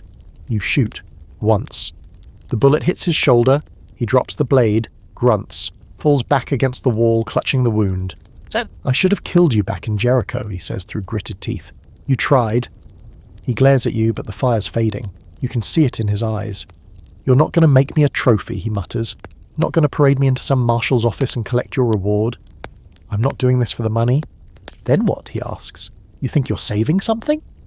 You don't answer, because you're not sure anymore. You bind his wound, not gently. He curses, spits, threatens. But he doesn't fight. He knows it's over. The chase, the movement, maybe even the man he tried to be. Landry finds you both an hour later. He doesn't smile, doesn't even nod. Just kneels to check the wound, then looks you square in the eye. "You really did it," he says. "No," you reply, "he did." They drag Spider out of the canyon at dawn, shackled, bloodied, quiet. The climb is slow, brutal, but he never complains. You ride east with Landry and a half-dozen marshals, watching the sun rise through the smoke haze on the horizon. Somewhere behind you, the last embers of Spider's dream are turning to ash. You should feel triumphant, but mostly you just feel tired. Spider watches the desert roll by from the prison wagon, and at one point he calls out to you. You know this won't stop. Someone else will come along, someone smarter, meaner. Maybe, you say. But they won't be me, you nod. That's the point. He leans back, eyes half-lidded. You think people will remember this? I do, you say. Just not the way you wanted. The thing about bringing a man like Spider Callahan in alive is that no one quite knows what to do with him. For weeks he's been a myth. A rumour that rode on wind and wildfire, whispered in saloons and shouted in sheriff's offices, scribbled onto wanted posters nailed crooked on dusty walls. He was the outlaw that couldn't be caught, the preacher with the pistol, the revolutionary with charm in his voice and a revolver in his soul. And now he's sitting in a cage, legs shackled, shoulder stitched, eyes half-lidded as he bounces inside a prison wagon like any other two-bit bandit on his way to the gallows. He's not dead, not yet, but he's not free either, and it's driving everyone mad. Marshal Landry has a plan, of course. He always does. You're to escort the prisoner to a federal court over in Ellsworth City, where judges wear polished boots and carry pens like bayonets. A full company of marshals will meet you halfway. Spider will be tried. Publicly. Officially. Nothing hidden. Nothing quiet. No assassination on the trail. No bullet in the dark. They want the trial to be the death blow. They want him to hang, sure, Landry tells you over coffee at the edge of camp one night, the firelight flickering across both your faces. But more than that, they want the people to see him fall. In daylight. In chains. You nod. You understand. A bullet might kill a man, but a trial kills a myth. And Spider was a myth for far too long. Still, the road to Ellsworth isn't paved with justice and good intentions. It's wild country. Open plains and scorched hills, wagon tracks barely carved through land that hasn't forgotten how to bleed. You ride ahead of the prison cart, close enough to see Spider's silhouette through the barred window, but far enough to keep eyes on the terrain. You half expect an ambush, his loyalists, some desperate last-gasp attempt to free him. But it doesn't come. Not on the first day, not on the second. It's on the third day that things start to feel wrong. You wake to a silence too complete. No birds, no wind, just a hush that presses in on your skull like a fever. You step out of your tent, stretch your back and notice the tracks. Fresh. Circling the camp. Rider tracks. At least 4. Close enough to count the horseshoes, and not yours. Landry, you call. He's already awake, rifle in hand, looking toward the hills. They're watching, he says, flat. You follow his gaze, see nothing, but you feel it. Eyes. Hearts beating in rhythm with the earth. You and the other marshals tighten the formation, double the watch, ride slower, tense, like prey crossing an open field under the gaze of a hawk. Spider's not concerned.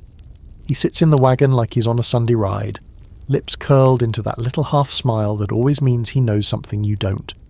He's said nothing since the arrest. Just watched. Judged. Waited. At one point he locks eyes with you through the bars. You feel it, he asks? The rumble? That itch behind your ears? You don't respond. He grins. They're coming. Your men are gone, you reply. We scattered them. He leans back, eyes closed. Not all of them. Later that day you find the first body. A courier. Young. Face down in the dirt with a message still clutched in his hand. Throat slit. Clean. Efficient. The message, when you pry it loose, is a coded route. A detour from the main road to Ellsworth through the Crow Ridge foothills. It's the path you're taking now, which means someone new. Someone inside your circle is feeding Spider's people your movements. Landry reads the message, jaw tight. Leak in the chain, or bait, you mutter. Could be both. You suggest a trap. Landry agrees. That night, under a crescent moon, you stage a fake breakdown. The wagon stops. Axle pulled out. Horses corralled. A small fire lit. The camp looks vulnerable, exposed. Perfect for a midnight assault.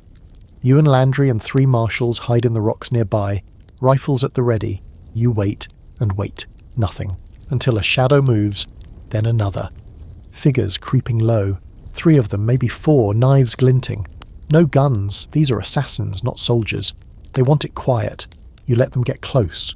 Then Landry fires the first shot. It's chaos from there. Yells, bullets, dirt spraying, hooves panicking. 2 of the attackers go down immediately. 1 turns to run and is dropped by a single shot from your revolver. The last one, wounded, tries to crawl away. You catch him, Drag him to the fire where Spider watches through the bars, amused. "Who sent you?" you ask. The man spits blood. Landry kneels. "You're looking at hanging either way, friend. Make your peace." The man just laughs. "Hanging?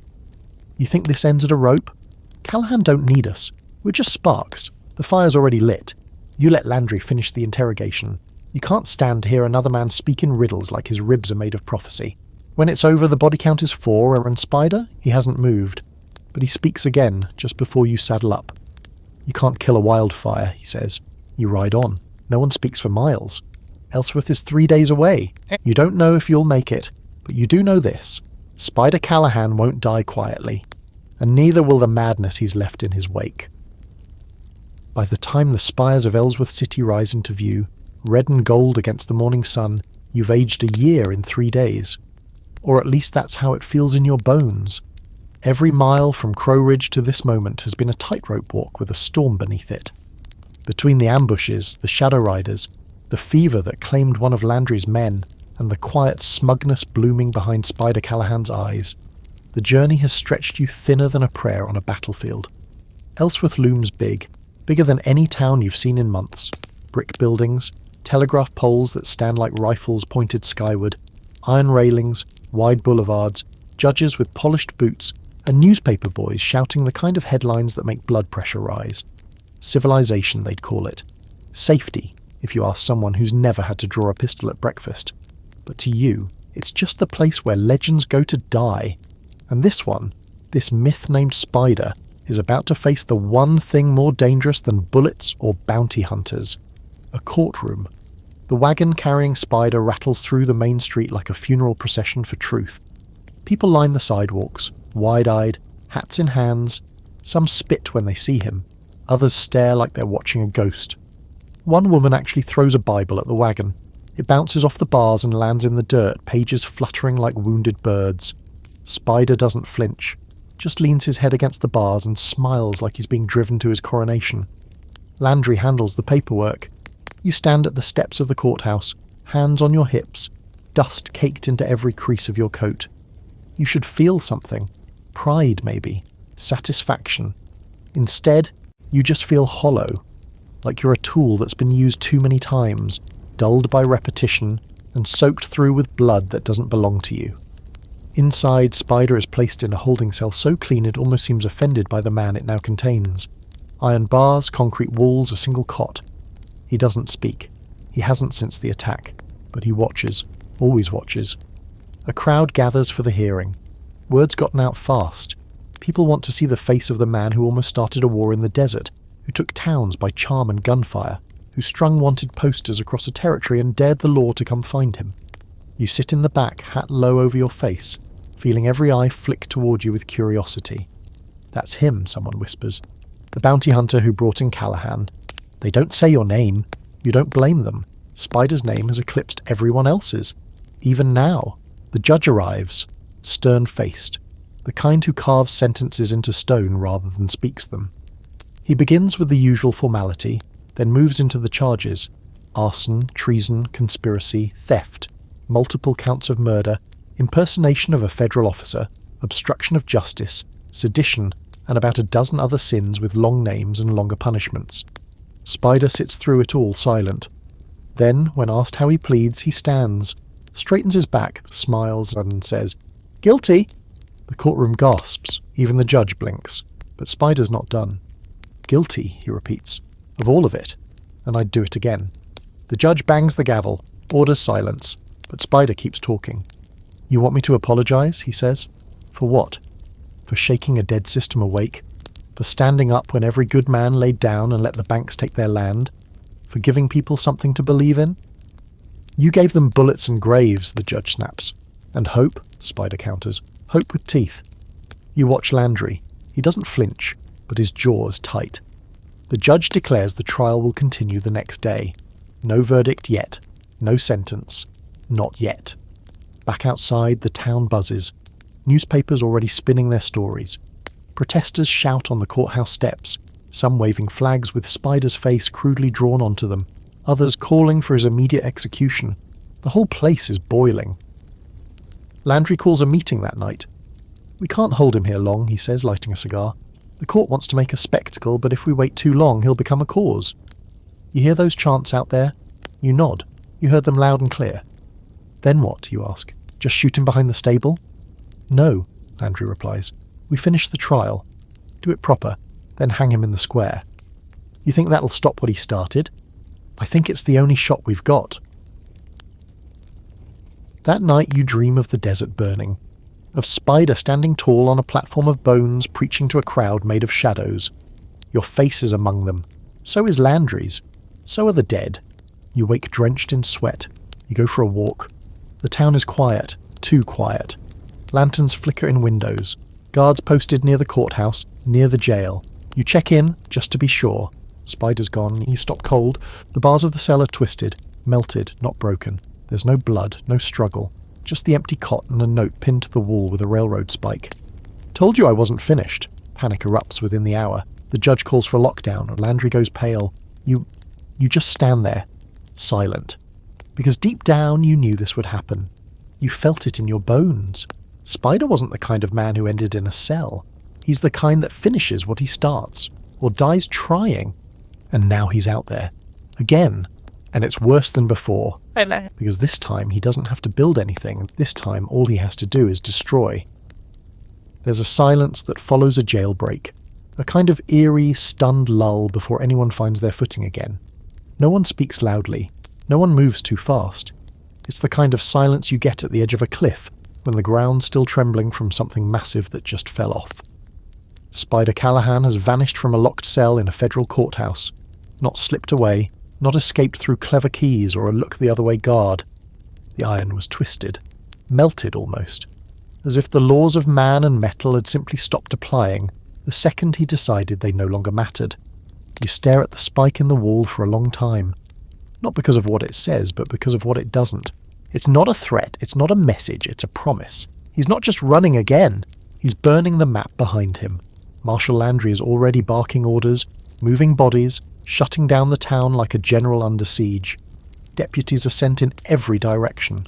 Riders scramble through the gates with wanted posters, flapping from their saddlebags like broken flags. The judge's face is purple with fury, but even he can't make a ruling on thin air.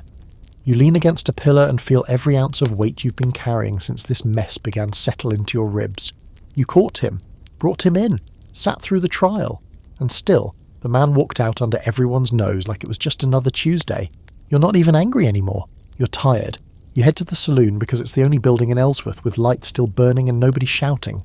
Inside, the place is full of murmurs, speculation, wild stories, folks claiming to have seen Spider walk right out the front door dressed like a priest, or carried off on a white horse by followers cloaked in smoke.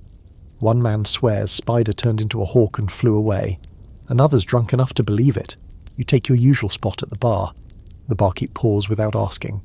He watches you a moment, then says, "You going to go after him?" You don't answer.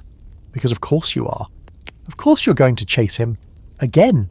There's no other choice, no backup, no cavalry coming over the ridge. This isn't about justice anymore. It's about balance. You're the only thing keeping the scale from tipping all the way into chaos, and deep down you're starting to think maybe that was always your job, even if nobody said it out loud. You finish the drink, toss a coin, and walk out. The trail is cold for the first 20 miles. No prints, no rumours, no ghost riders sprinting ahead to carry the word. But near the edge of a canyon pass called Widow's Teeth, you find something wedged into the rocks. A boot, worn, weathered, and lined with blood. Not Spider's size. A deputy, maybe. You search the area and find signs of a scuffle. A pistol buried in the sand. A piece of torn fabric caught on a thorn bush. A shattered horseshoe. He had help. You find the body a little farther on, throat slit, clean, eyes open. The same emptiness you've seen too many times now.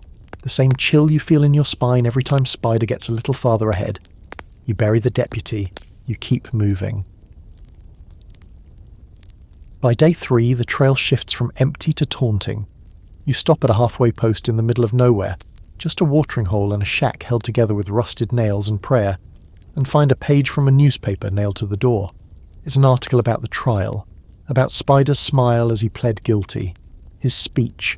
Scrawled across the article in red ink, "You can't hang a man who's already a martyr." You rip it down. Your horse snorts like even he's getting tired of this, but you ride on. Because something is beginning to stir out here. It's in the way people talk, when they talk, in the silence that follows his name. The lawmen are nervous, but it's the farmers and ranchers and drifters who scare you more. They look hopeful, like Spider did something noble, like his escape was divine, inevitable. And you remember what Landry said, you don't just kill the man, you kill the myth, but that part's slipping through your fingers. You reach a rail junction town called Burntree late on the 5th day. It's barely more than a loading dock and a few houses nestled in the canyon's edge, but it's bustling tonight. Smoke from chimneys, horses being brushed down, music pouring out of the saloon like someone's trying to pretend the world isn't coming undone. You check the post outside the general store, and there it is, a new poster. Spider Callahan. Wanted still, but now $25,000. And something else. A stamp. Federal enemy number 1. Capture by any means. You tear it down just as a voice calls behind you. You missed him by a day. You turn. An old rancher, long grey beard, dust-covered hat, leaning against a crate like his bones gave out last week.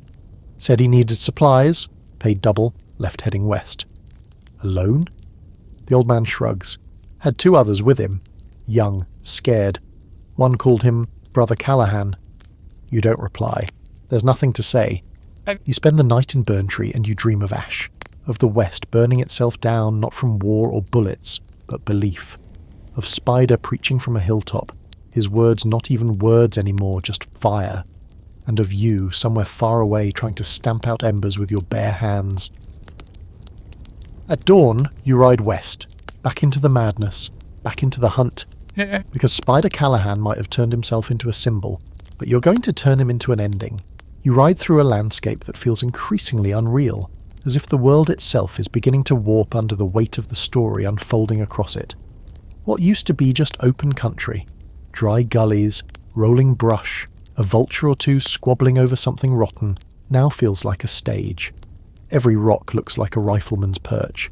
Every shack in the distance might be another safe house, and every set of tracks you follow feels like a thread pulled from a tapestry that's starting to unravel.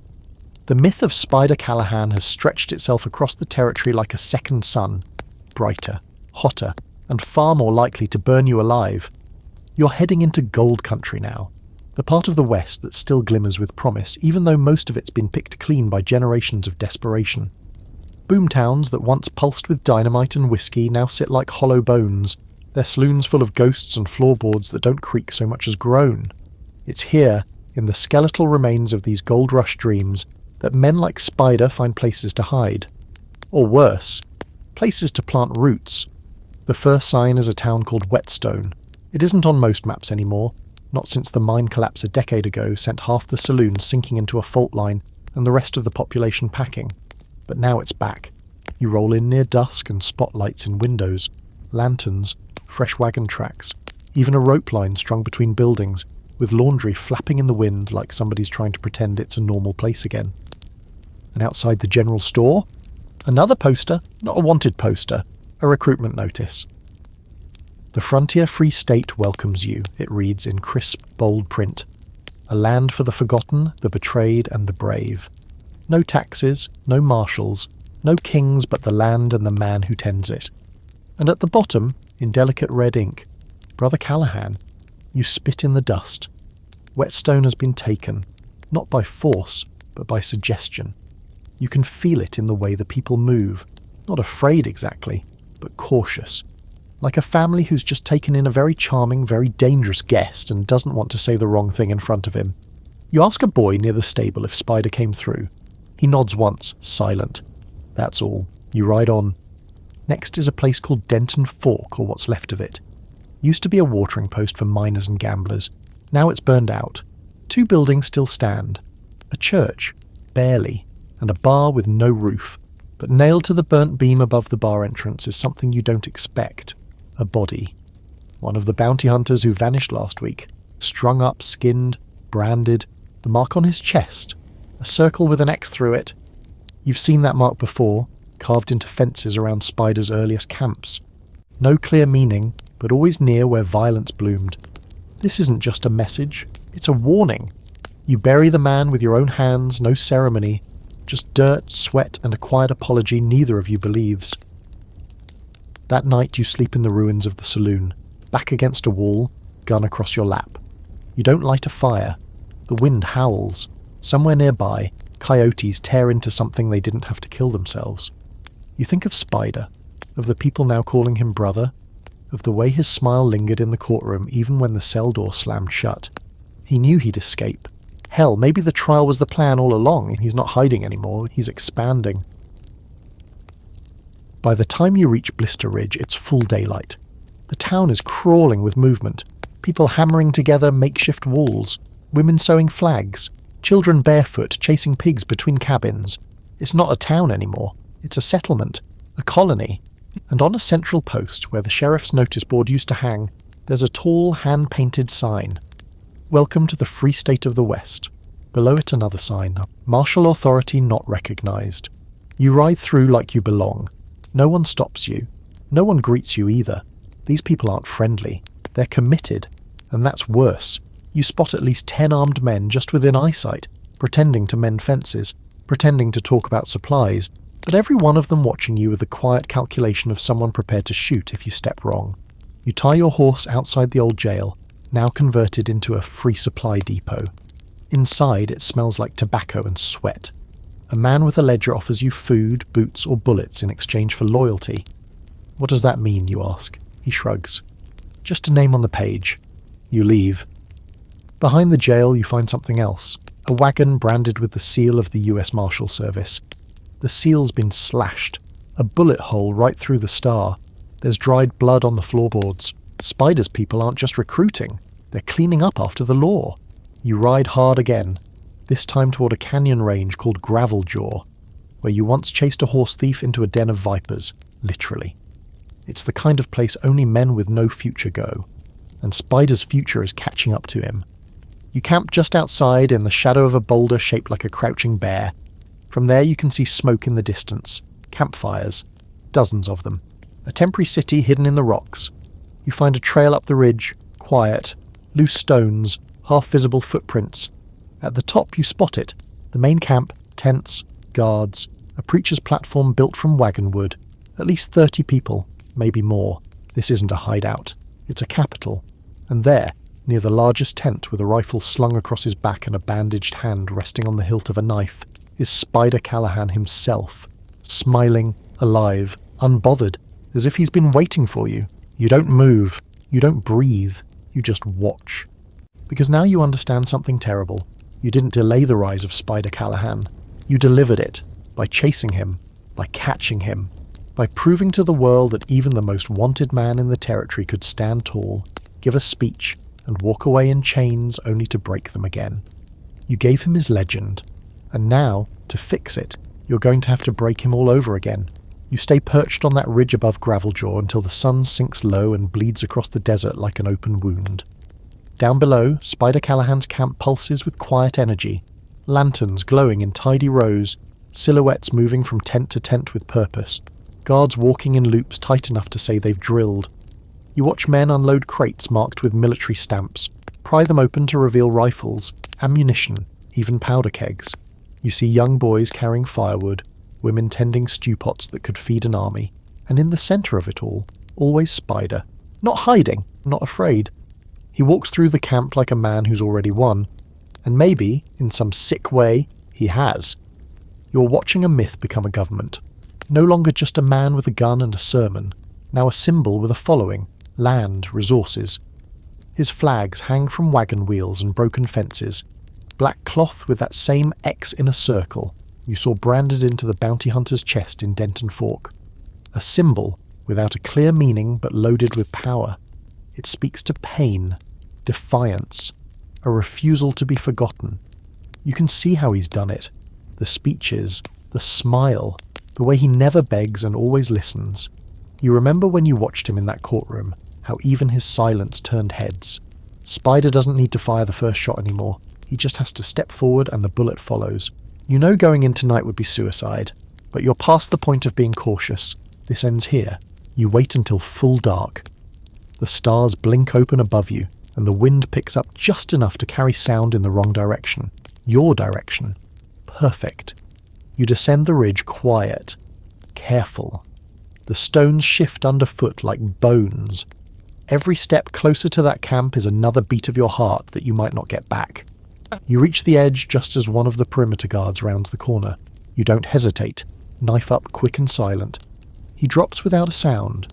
You drag him into the brush, check his pockets, extra cartridges, a map, and a tiny leather-bound book with 3 names inside. None of them yours. You move deeper, past the storage wagons, past the tent where 2 men are snoring loud enough to wake the dead, until you reach the fire circle at the camp's heart. And there he is, Spider. Sitting by the flames, coat unbuttoned, boots scuffed, bandage on his hand now dark with dried blood. He's alone, no guards, no followers, just him and the firelight licking at his face. Like he knew you'd come. You step forward, gun in hand. "I should shoot you," you say, voice low. He doesn't flinch, just looks up, calm as a preacher before the altar. "You've been trying to for months," he says. "You circle the fire, keep distance. You escaped custody. That's another noose around your neck." "Another one?" He chuckles. "You think I haven't lived with rope in the mirror every day for the past 10 years? "I think you're stalling," you say. "For what, a rescue?" "No," he replies. "For you." He gestures to a log across from him. "Sit." You look tired. You don't sit. "Why are you here, Spider?" you ask. "Why this?" You could have disappeared. Mexico, Canada, anywhere. But you stayed. You built this. He leans back. "Because I'm tired of running. Because I've seen too many towns left to rot. Too many families buried because some railroad deal made a piece of land worth killing for. And because if a man like me doesn't stand up, no one else will, you spit into the dirt. You're not a hero. You're a killer with a better vocabulary." He nods. "Fair. But that's still more than most." You shake your head. "You're building this whole thing on blood." "And what was the West built on before me?" he asks, voice rising. "Look around you. Every town, every stretch of rail, every piece of land was bought with someone's bones. At least I'm honest about it." You level the gun at him. "I'm taking you in." Alive, if possible. He doesn't move, doesn't blink. "You won't make it out of this camp." "Maybe not," you say, "but I'll try." He stares at you for a long moment. The fire cracks between you. Then he sighs and leans forward. "You've been chasing me so long," he says. "You ever stop to wonder who you are without me?" "I'm not like you," you reply. "I know," he says. "That's why I've always liked you." You step forward, close enough to grab him, if it weren't for the weight of the rifles you know are pointed at you from the dark. The quiet movement behind the tents, the men in the shadows who've been waiting for this moment. Spider watches your eyes, sees you realize it. "You walked into a city," he says gently, "not a camp. And cities defend their own." Then he whistles. You don't wait. You throw yourself backward as the first shot cracks past your ear. You roll behind a crate, return fire blind. The camp explodes with motion, boots slamming into dirt, voices yelling, more gunshots lighting up the night like fireworks no one wanted. You fight your way out like a devil, ducking and weaving, 2 bullets clipping your coat, 1 nicking your thigh. You climb the ridge on blood and adrenaline, firing into shadows until your revolver clicks dry. When you reach the top, breathless and bleeding, you look back.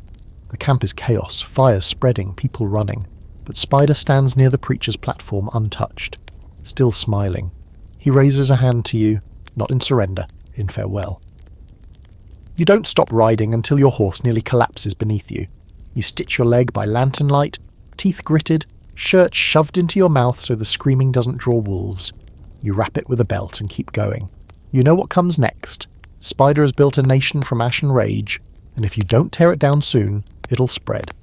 To every boomtown, every ranch, every boy with a father buried beneath a tax lien and a bottle of whiskey. You tried to stop him with bullets. Now you'll have to use something sharper. You limp into dry water 3 days later, barely conscious, and held together by whiskey, stubbornness, and a bit of borrowed luck. The town's not much. 1 street wide, 2 saloons, and a telegraph post with a chair out front that hasn't been moved since the war ended. But it has walls, people, and a doc who owes you a favour from that time you pulled his son out of a bar brawl gone sideways. He sets your leg, pulls the bullet out with something that looks suspiciously like a fireplace poker, and gives you laudanum you pretend to take but spit out when he's not looking. Pain reminds you you're alive. That's about all that's keeping you grounded now. You stay in dry water for 5 days, watching from the shadows as word spreads like rot. The town's paper runs the headline, "The Prophet Returns." Some clerks reprinted Spider Callahan's Declaration of Sovereignty on the back, his speech about the Free State, about redemption through rebellion, about building something pure from the bones of a broken country. It's written with just enough poetry to sound noble and just enough venom to stick.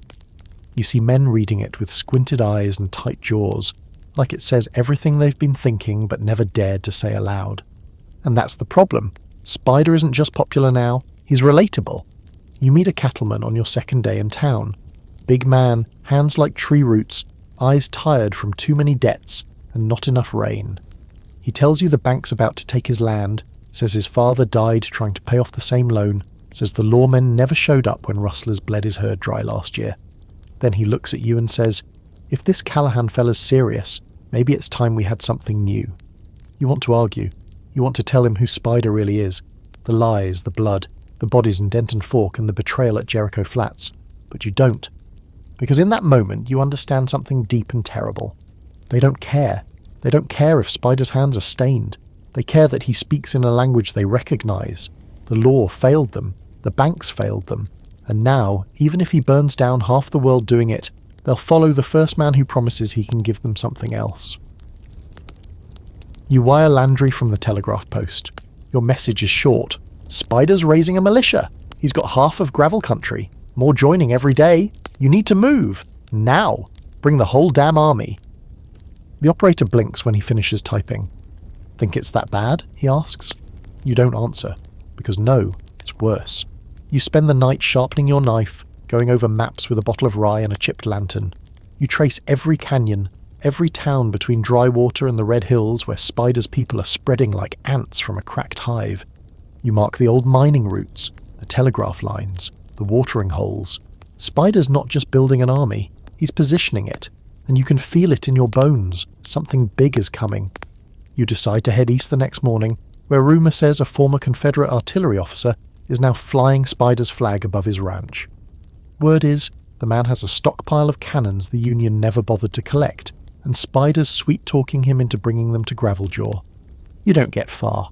At a pass near Deadmare Bluff, you find a marshal's body hanging from a tree.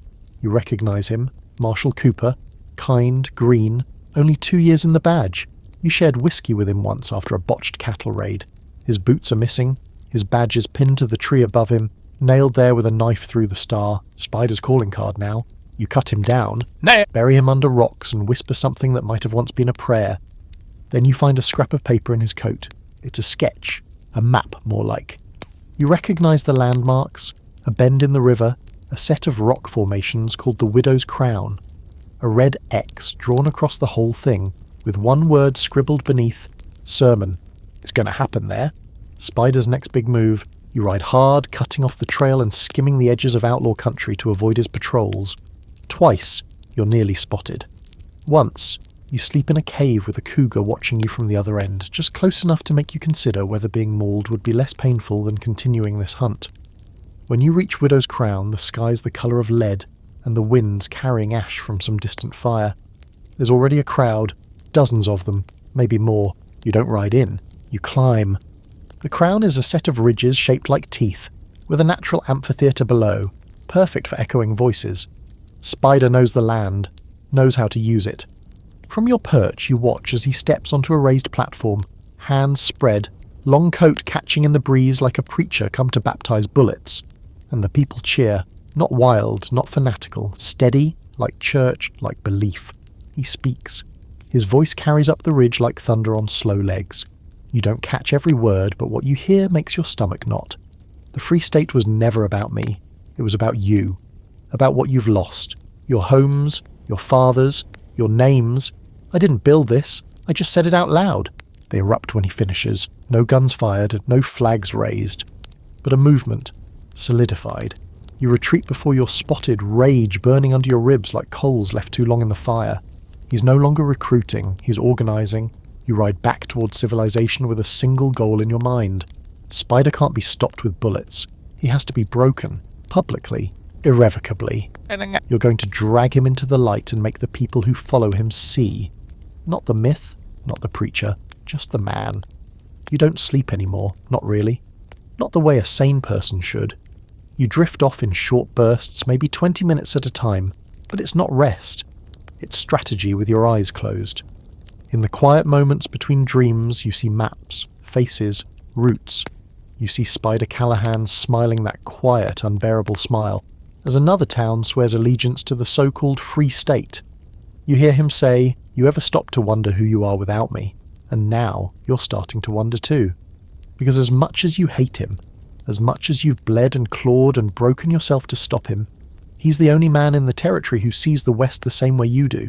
Lawless, decaying, held together with twine and whiskey and bad paper promises. The only difference is, he wants to rule it. You just want to survive it. You ride to Red Hollow with a plan. It's a border town. Not in the official sense, there's no line drawn in the dirt, but you can feel it. Spider's influence runs right up to its doorstep. The people are cautious but not yet converted. There's still a sheriff here, still some loose grip on law. If you're going to strike, if you're going to start whatever it is this is going to become, it has to be from here. The last candle before the blackout. You arrive mid-morning. No one greets you. A boy watches you from the rooftop of the post office, a rifle across his knees. A dog limps across the road and disappears behind the undertaker's shop. You tie your horse outside the saloon and step in with your hand already half on your pistol. Inside, there's a dozen men and twice as many secrets. All eyes flick to you, then flick away just as fast. You find the sheriff at the far table, old, moustache like a broom, scar down the left cheek and eyes that haven't trusted anyone since the rail company burned his brother's farm. "Thought you were dead," he says without looking up. "You're not the first to think that." He gestures to the seat across from him. "You sit." He pours whiskey into a glass and pushes it toward you. "So," he says, "you really brought him in once?" "I did." "And then he got out." You nod. He shakes his head. "Should have just shot him." "I tried." Now he looks up. "Why are you here?" You slide a paper across the table. Your plan, scribbled over 4 sleepless nights. Names, dates, supply routes, places Spider's building influence, who's likely to turn, who's already gone. "This is where we cut it off," you say. "Not just him. The lie, the whole thing." The sheriff reads in silence. At one point he whistles low. At another he mutters, "That son of a bitch!" When he finishes, he leans back and exhales like he's been punched in the lungs. "You're talking war," he says. "No," you reply. "He is. I'm just calling it by its name." For the next 3 days, you recruit. Quietly, carefully. You don't need numbers. You need proof. You need men with good names and bad tempers. People the town still respect, but who are mean enough to hold the line when the bullets start flying. A preacher named Mallory. 2 sisters who run a freight company and shoot straighter than any man you've known. A blacksmith from the north who lost everything to land fraud and carries iron in both fists. A few former soldiers. 1 reluctant banker. You form a kind of pact, not an army, a mirror. Because the only thing that can kill a myth is another one just as big. You call yourselves the Iron Circuit. No badges, no oaths, just action. The plan is simple: expose Spider, not to the law, not to the newspapers, to his own people. They think he's Moses with a pistol. You're going to show them he's just another con man with a god complex and a body count. And to do that, you need bait. You send word, quiet and careful, to one of Spider's outpost lieutenants, a man named Reeves, who once rode with you years ago before he fell into Spider's sermons. You offer him immunity, a clean slate, money. He doesn't respond for 3 days. Then a note arrives, slipped under your door. Tomorrow, Devil's Lantern, alone. You ride out before dawn. Devil's Lantern is a dried riverbed tucked into a rocky basin, the kind of place used for ambushes and bad decisions. You arrive an hour early, climb a bluff above the meeting spot, and settle in with your rifle across your lap. Reeves shows up late. He comes alone, but he's got that jittery way of moving that tells you he's not alone for long. He carries a letter in his hand. White paper, folded, sealed in red wax. You come down slow, hands visible. "Reeves," you say. "Didn't think I'd see you again," he says, eyes flicking to the cliffs. "You see him?" you ask. Reeves shakes his head. Spider doesn't show. He sends. He holds out the letter. You take it, break the seal. Inside is a single sentence, written in that smooth, dangerous script. I'll let them decide. Below it, coordinates. You look up. Reeves is already walking away. You don't stop him, because you know what this is. Spider's staging a trial. Not a gunfight, not a shootout, but a trial. Of you. He's inviting his people, his free state, to witness what he thinks will be your final humiliation. To make you a lesson. To erase your name from the story entirely and crown himself as the only voice left standing. You smile, because it means he's nervous. You've become a crack in his perfect narrative. And now he wants to patch it in front of an audience. You return to Red Hollow and gather the iron circuit. Lay out the coordinates. We walk into this smart, you say. We get him talking. We pull the mask off. Let them see what we already know. One of the sisters loads her shotgun. And if that doesn't work, then we pull the whole damn tent down around him. The trial is set for 5 days from now. You spend the last 4 preparing. Ammo, maps, words.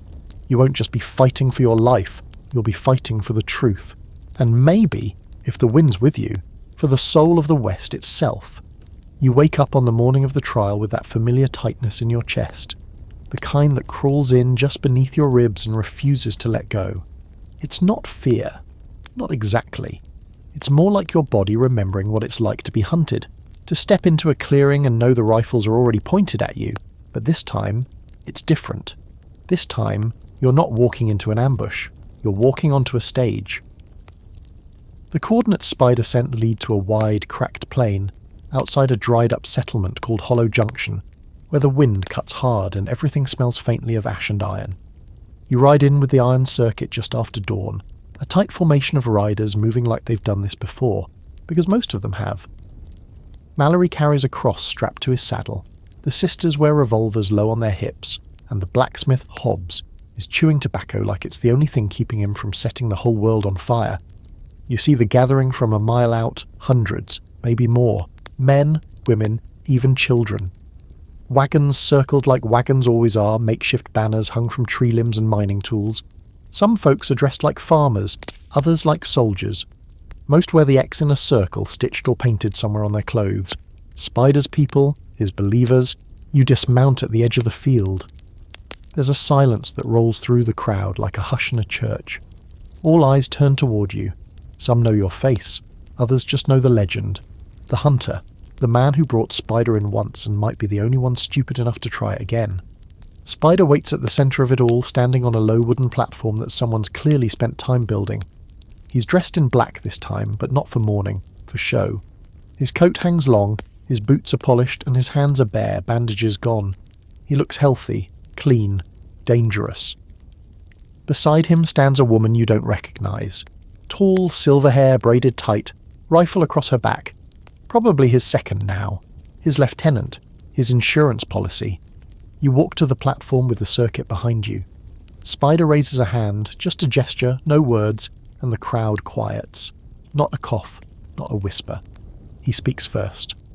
Before you stands the man who chased me, he says, voice rising clear and calm, who followed me from canyon to canyon, bloodied his boots and his conscience in the name of a system that forgot him the moment it used him.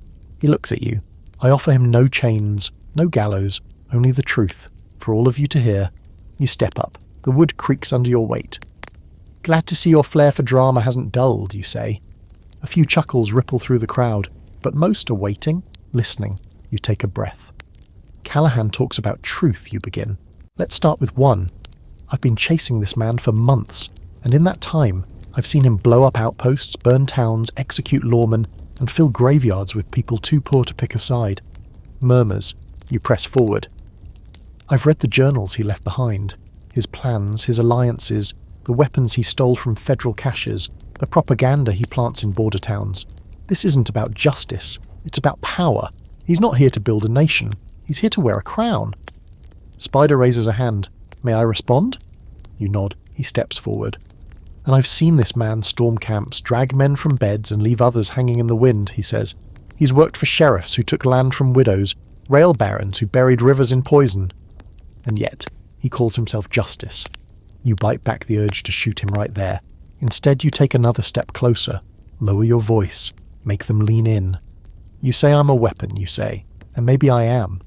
But I don't lie to the people holding the bullets. You turn to the crowd. Ask yourselves, what happens when someone disagrees with Spider Callahan? What happens when they want to leave? What happens when a town says no thanks? You point to the brand on your side, the scar that's never fully healed. Ask the marshals hanged in Denton Fork, the preacher who questioned his sermon and ended up dead behind a barn. Ask his own followers who tried to leave and didn't make it a mile. There's a shift now, a tremor in the silence. Spider sees it too. He moves fast, like a man who's losing the room. We're at war, he says louder, and war means sacrifice. You can't cry over a few broken eggs when you're making a meal big enough to feed the hungry. Someone in the crowd flinches. You step toward him, close enough to see the sweat now. But it's not your eggs, is it, Spider? It's always someone else who bleeds. You reach into your coat, the circuit tenses, but you're not pulling a gun. You pull a letter, written by Reeves. You read aloud. In his own words, you say, Spider ordered the execution of a man named Barker for questioning tactics, ordered his own men to spread false rumours about federal massacres, ordered farms burned to keep the people angry. You toss the letter at his feet. That's the man you follow.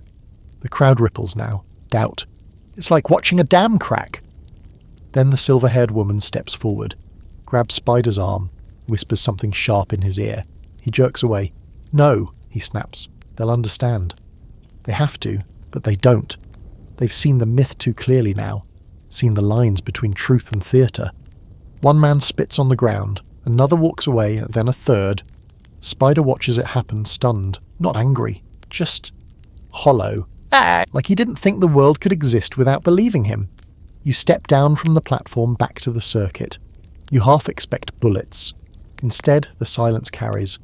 Spider stands alone now, for the first time in months. Then Landry arrives. You didn't even hear the approach, just the thunder of hooves, the glint of badges, the bark of orders. Federal marshals swarm the crowd, shouting for peace, for dispersal, for surrender. Spider doesn't resist. He just lifts his hands and smiles, but it's smaller now. Tired, almost grateful. Like the weight he carried where the crown or cross was finally too heavy. You and Landry don't speak until well after sunset. You sit together near the wagons, firelight crackling, horses tied off. He's in the wagon, Landry says. This time no trial, no parade. We hang him in the morning. Quiet. You nod. And for the first time in what feels like years, you feel the quiet, not as a warning, but as relief. Morning comes like a sigh, soft and slow and filled with the kind of pale light that doesn't want to commit to anything. Peace or chaos, mercy or reckoning. You're already awake when the sun touches the horizon. Didn't sleep, didn't try.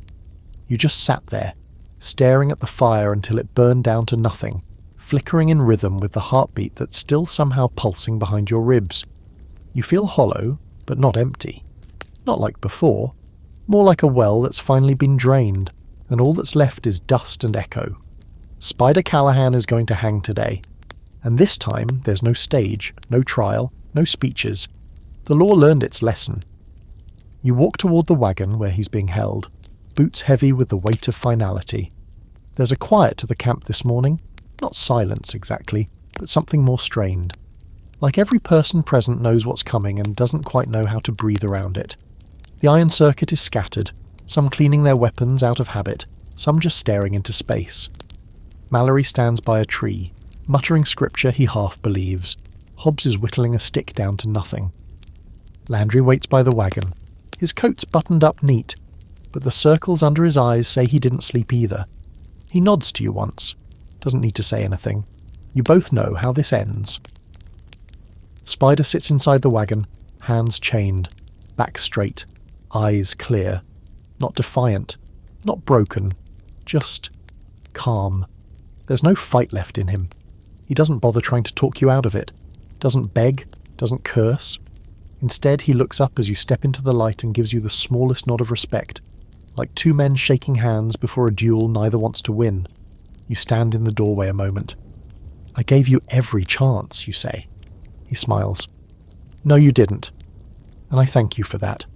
You could have been more. I was more, he says, to them. For a little while, you stare at him. You still think any of this was worth it? He shrugs, the chain clinking. History will lie about me. That's enough, you shake your head. It won't lie, you say. It'll forget.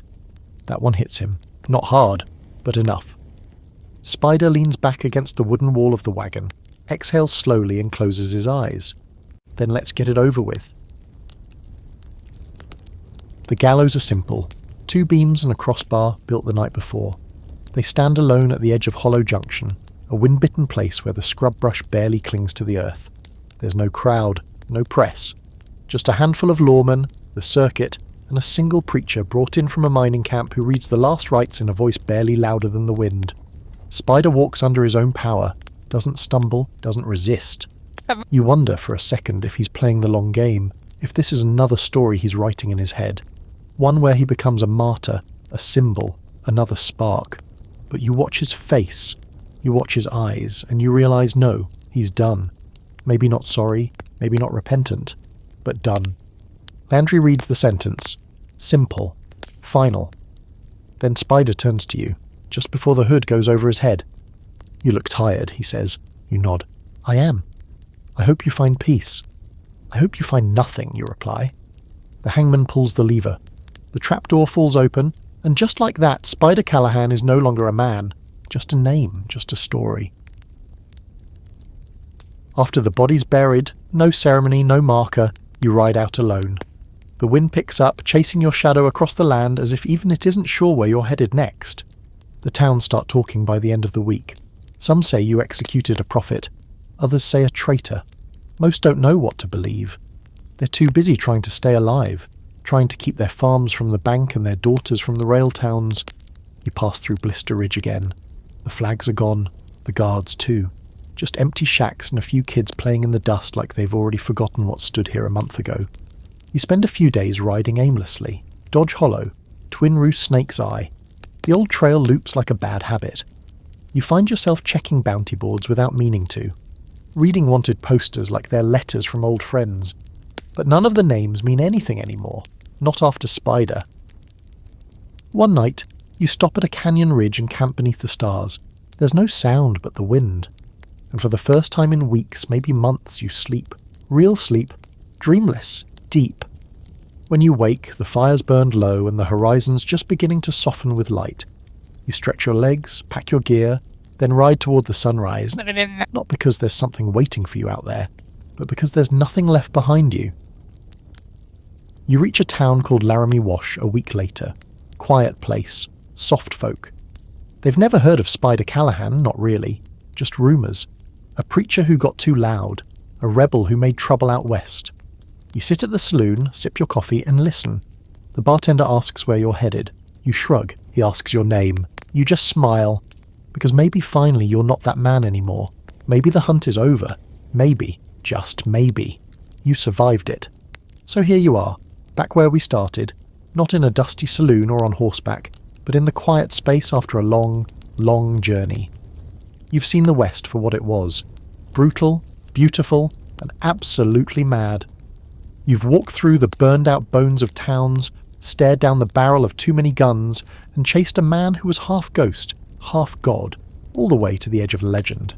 Spider Callahan is gone now, hanged, buried. His name might still rattle around in the mouths of drifters and campfire storytellers, but the myth he built was broken in front of the very people who once believed in it. Not by bullets, not by the gallows, but by truth. You didn't come out of this clean. No one does. You saw too much, did too much. Maybe you understand now that there are no real heroes in the frontier, just survivors and stories. And you? You're both. You walked away. That's rare enough. Maybe you'll settle somewhere. Find a piece of land no one wants and let it teach you how to breathe again. Maybe you'll take up work that doesn't come with blood on the ledger. Or maybe you'll keep riding. Not for vengeance, not for justice, just for the quiet. The kind that only comes after the storm. So wherever you are, listener, whether it's 2 a.m. and raining in Chicago or midnight under desert stars in Arizona, take a breath. You made it. You're alive. And that's something Spider Callahan never quite figured out how to be. Thanks for riding with me. Sleep well and don't let the past ride too close.